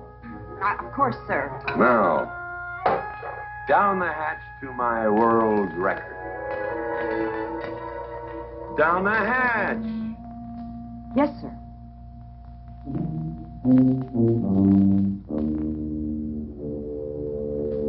And now, to the governor of our territory. The governor of the territory, sir? Now, don't you stick up for him, Mrs. Warren. You're a fine woman, Mrs. Warren. But you'll certainly go down in my estimation if you'd stick up for Cuthbert H. Humphrey, governor of this territory. Don't mean to Down change... the hatch. Oh, yes, sir. Down the hatch. Cuthbert H. Humphrey, governor of our territory, is a cow. You know what a cow is, man? A cow is a specimen that is so worthless that you have to cut him out of the herd. Now, if all the people in the world were put in one herd, Cuthbert is the one I would throw my rope at. At whom I would throw my rope at. Natural-born cow. Another touch, ma'am? Oh, no, sir, no. Well, I don't mind if I do. Good. Can't walk on one leg. Oh, I didn't mean to be vulgar, ma'am. Can't walk one limb. It's all right. Sounds silly. Only a bird can walk on a limb. You know my wife? Her name's Kate. She insists on being called Katherine. Do you know her? Of course, Mr. McLintock, and that's what I wanted to talk Well, to you. she thinks that Cuthbert H. Humphrey is panting for her like a bull buffalo at the first green up of spring. But what Cuthbert is panting for is my money. Don't make me feel like I'm drinking alone, ma'am. Very well, Mr. McLintock, if you insist. Down the hatch. Good.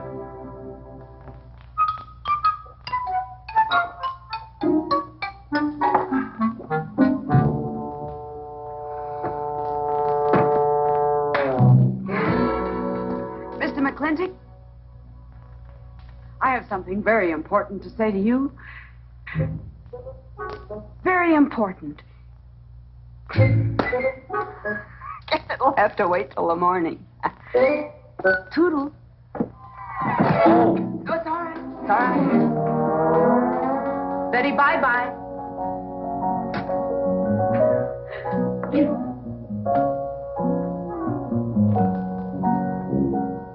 Whoops. Oh. Mrs. Warren. Let me assist you. Very kind.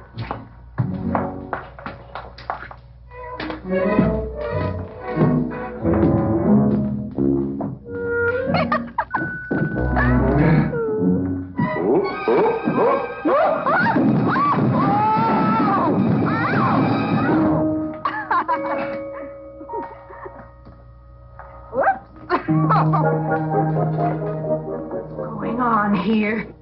Now, Katherine, are you going to believe what you see or what I tell you? Mrs. McLintock, hope you won't misunderstand. It's the first 100 women sitting on his lap that I misunderstood. Number 101 is quite simple. Now, G.W. McLintock, He's gone to sleep. Just when I know exactly what I want to say to him, he goes to sleep. I waited up to talk to Mr. McLintock. I wanted to tell him I was quitting. You see, Sheriff Lord has asked me to marry him, and... Oh, congratulations. I don't want to seem prudish, but if you are going to marry Sheriff Lord, it seems to me that you're sitting on the wrong man's lap.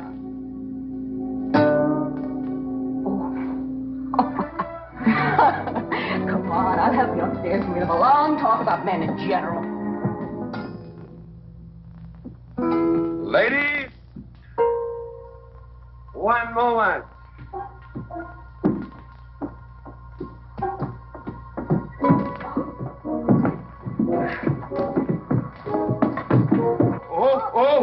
Watch out, you'll get us all killed.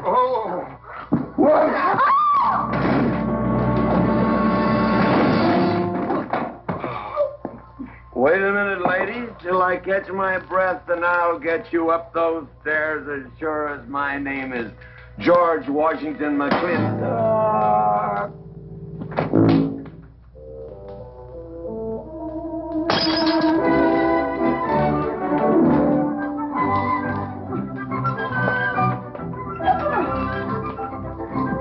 You may be quitting, Mrs. Wallace, Mrs. Warren, but not tomorrow. I want my breakfast in bed.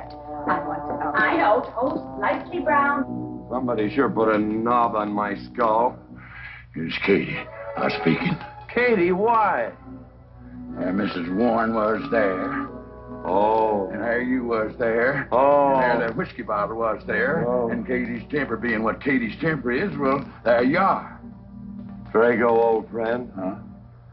My wife does not understand me. Why, she be different than any other man. Come on, I gotta get you upstairs. Get you ready for that big celebration tomorrow. What is it?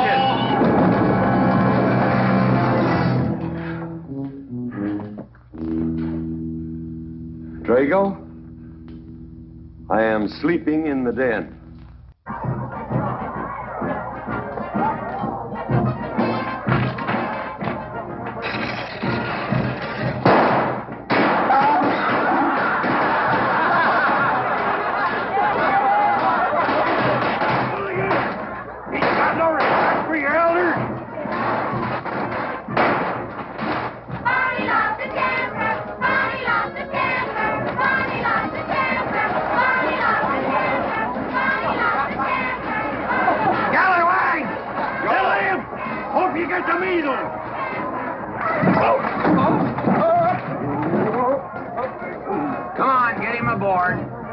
Everybody ready?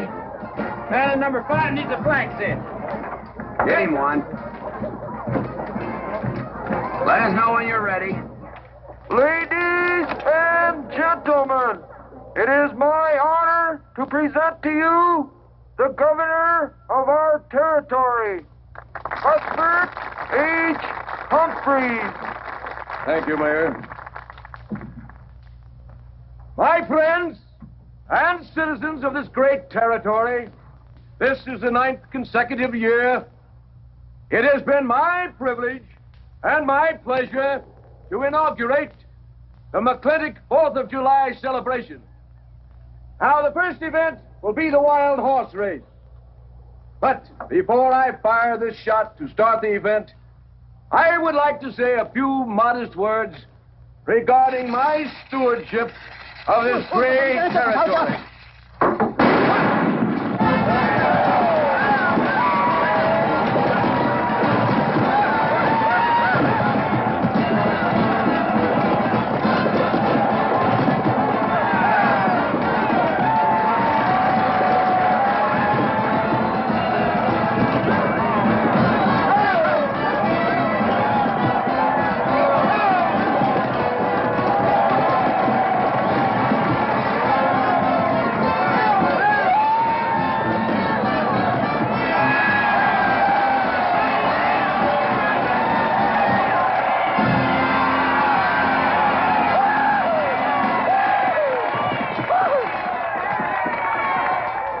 Professor Birnbaum.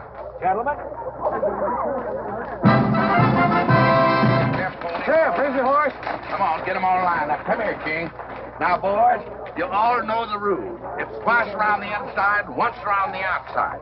First cowboy that hits that finish line without busting that egg is the winner. And I caution you boys about some of them eggs, because some of them eggs are last year's holdovers. All right, mount up.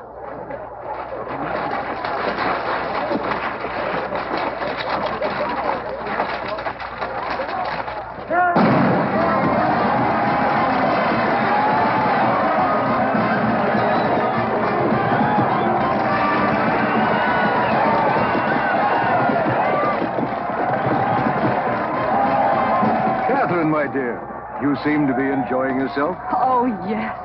This is wonderful. It's the only thing I really do enjoy about this barbaric country, the 4th of July celebration. Well, Catherine, I've been here for 3 days. I haven't heard from you. Is anything wrong? Wrong? Well, I just hope that it hasn't been necessary for you to say anything to G.W. What are you talking about? Well, Catherine, you see, I'm in a rather delicate position, being governor of the territory and all. I just hope you haven't found it necessary to say anything about... About what? About you and me.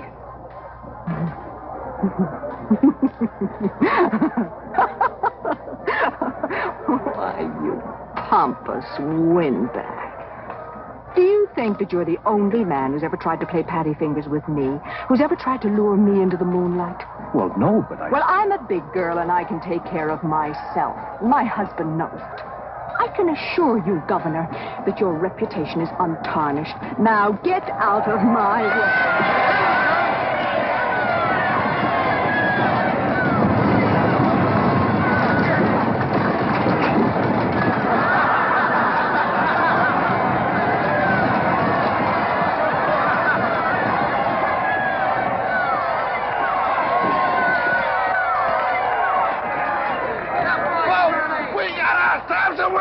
Curly Fletcher!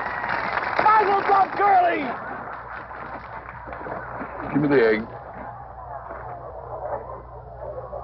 Disqualified. Here you go, Curly. GW! You'll never believe what happened over there. What? You smell a beer. Well, naturally, I'm drinking beer. Ladies and gentlemen, the next event will be a contest between the two bronco-busting champions of our territory. Remember the year I rode in that event? Wore your garters to hold up my sleeves? We had a bet, and I won it. George Washington McLintock, you are a very crude man. Well, I guess so, but that was a rough horse, like to jarred my insides loose. But it was worth it.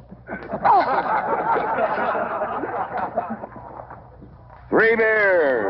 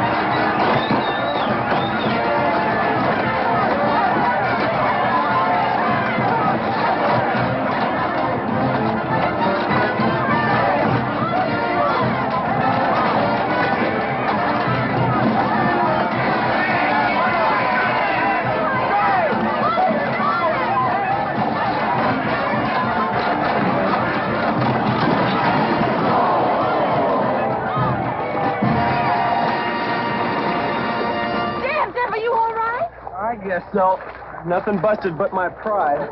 Well, that ought to even things up, Farmer. For what? Well, that sore nose you gave me the other day. Well, that ain't what's sore on him.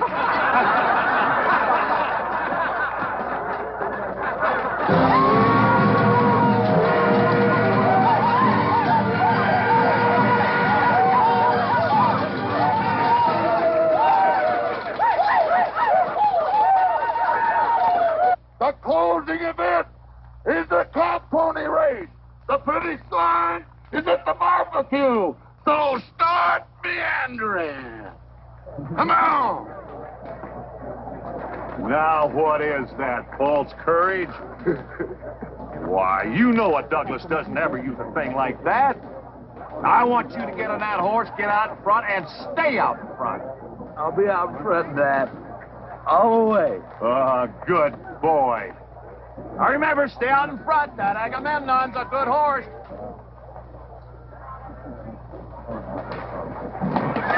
Oh, Agamemnon.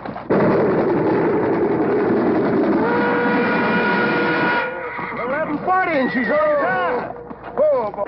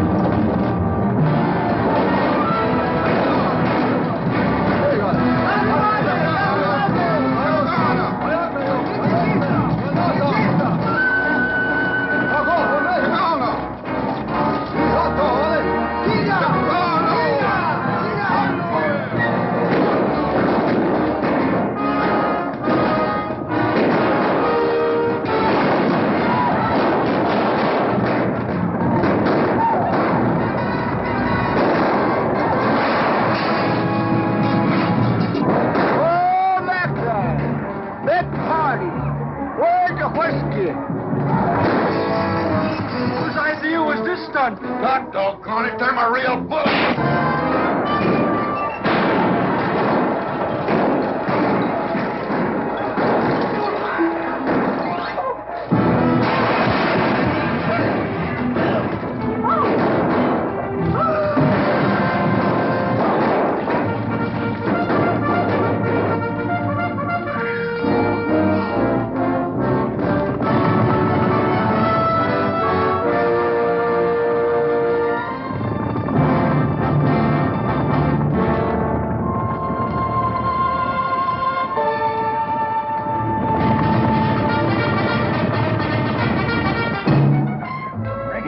Excitement you'd want for one 4th of July, eh? Puma finally got his way, but I reckon he's riding out his last war party.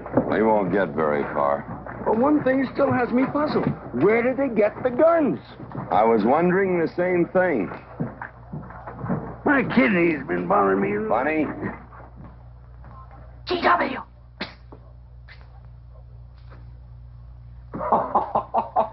What an idiotic joke. Joke? Do you think that was a joke? Oh, shut up. You want everybody in town to see me. You look good in feathers. Oh. Dev, I think they've gone. Yeah. What are you going to do about it? What can I do? Nothing. Just like you've always done.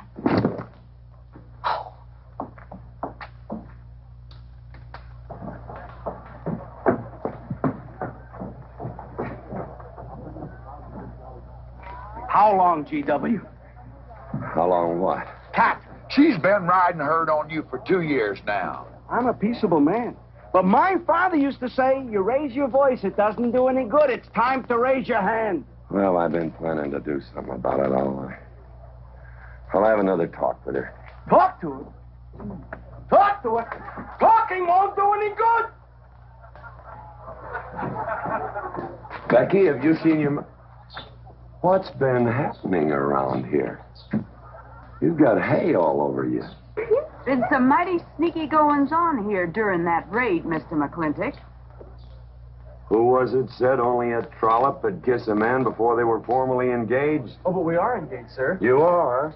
That is, with your permission. Well, you've got it. Oh, Mrs. Warren? I think it's wonderful. I guess this is the only engagement that ever started off of a spanking. Mm-hmm. I reckon Birnbaum was right. All right. Lord bless us, this is going to be a great day. Doggone it, folks. Let's don't let a little old Indian raid break up a good barbecue and a rodeo. Me down. Let's go. You contestants, get ready for the cow pony race.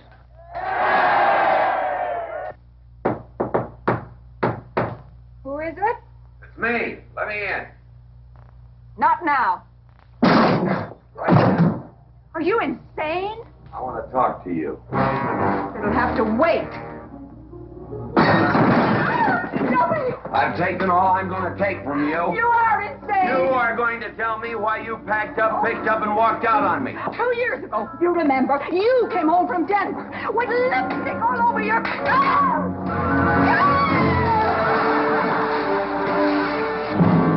Lipstick on my collar.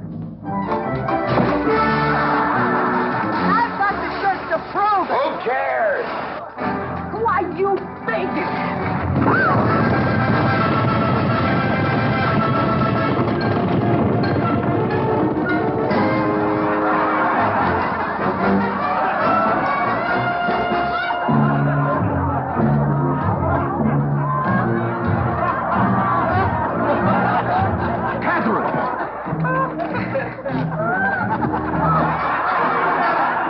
T.W., you are a ruffian. Cuthbert, you are right.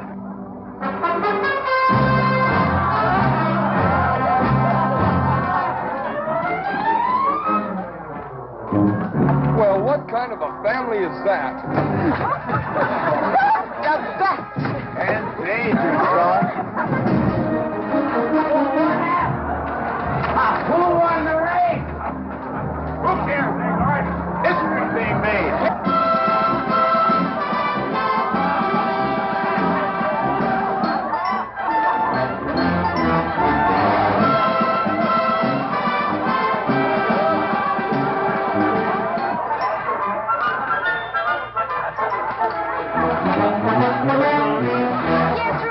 I regret to inform you I've changed my mind about matrimony.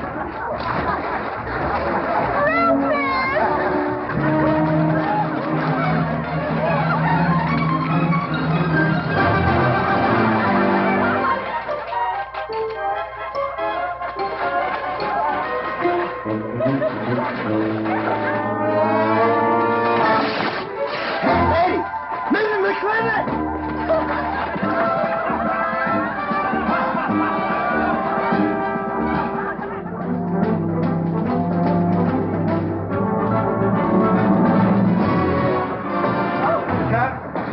Katherine!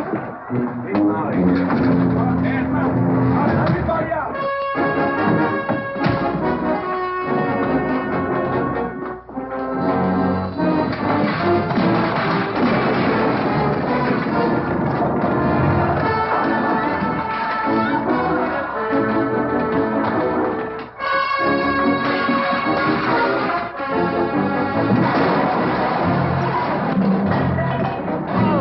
Looks like T.W.'s buying out the whole store. I'm afraid you're right.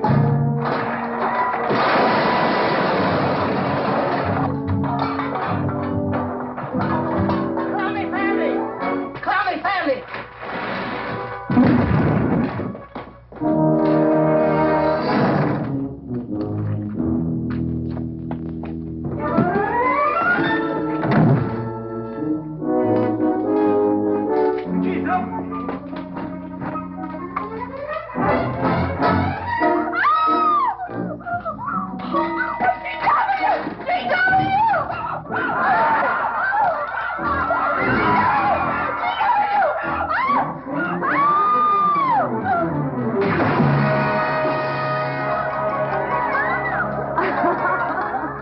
Oh, Mrs. McLintock, you're all wet.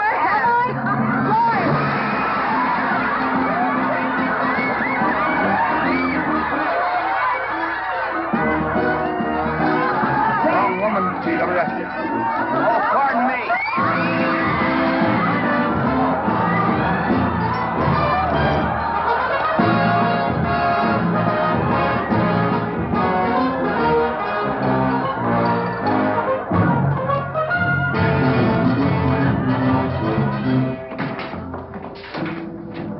Mrs. McLintock, you setting a new style?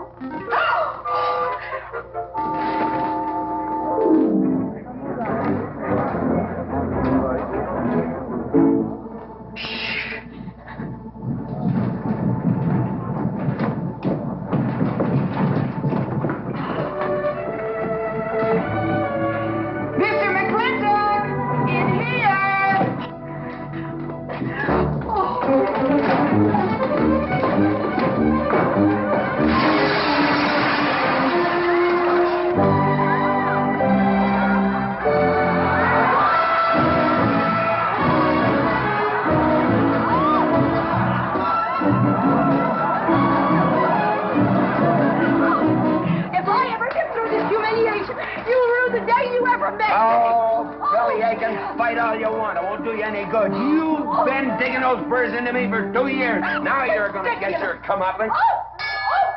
Thanks. My father would be proud of you. Now make him prouder.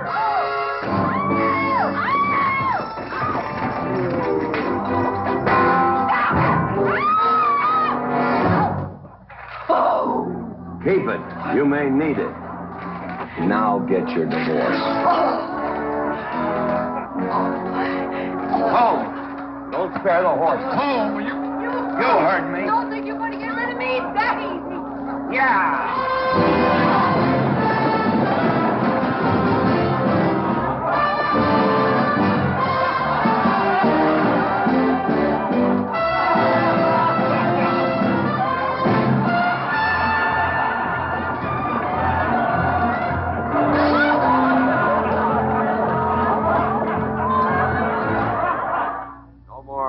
In the capital? No.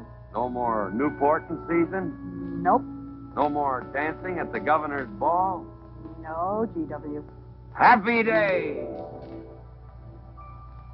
310 times without a miss.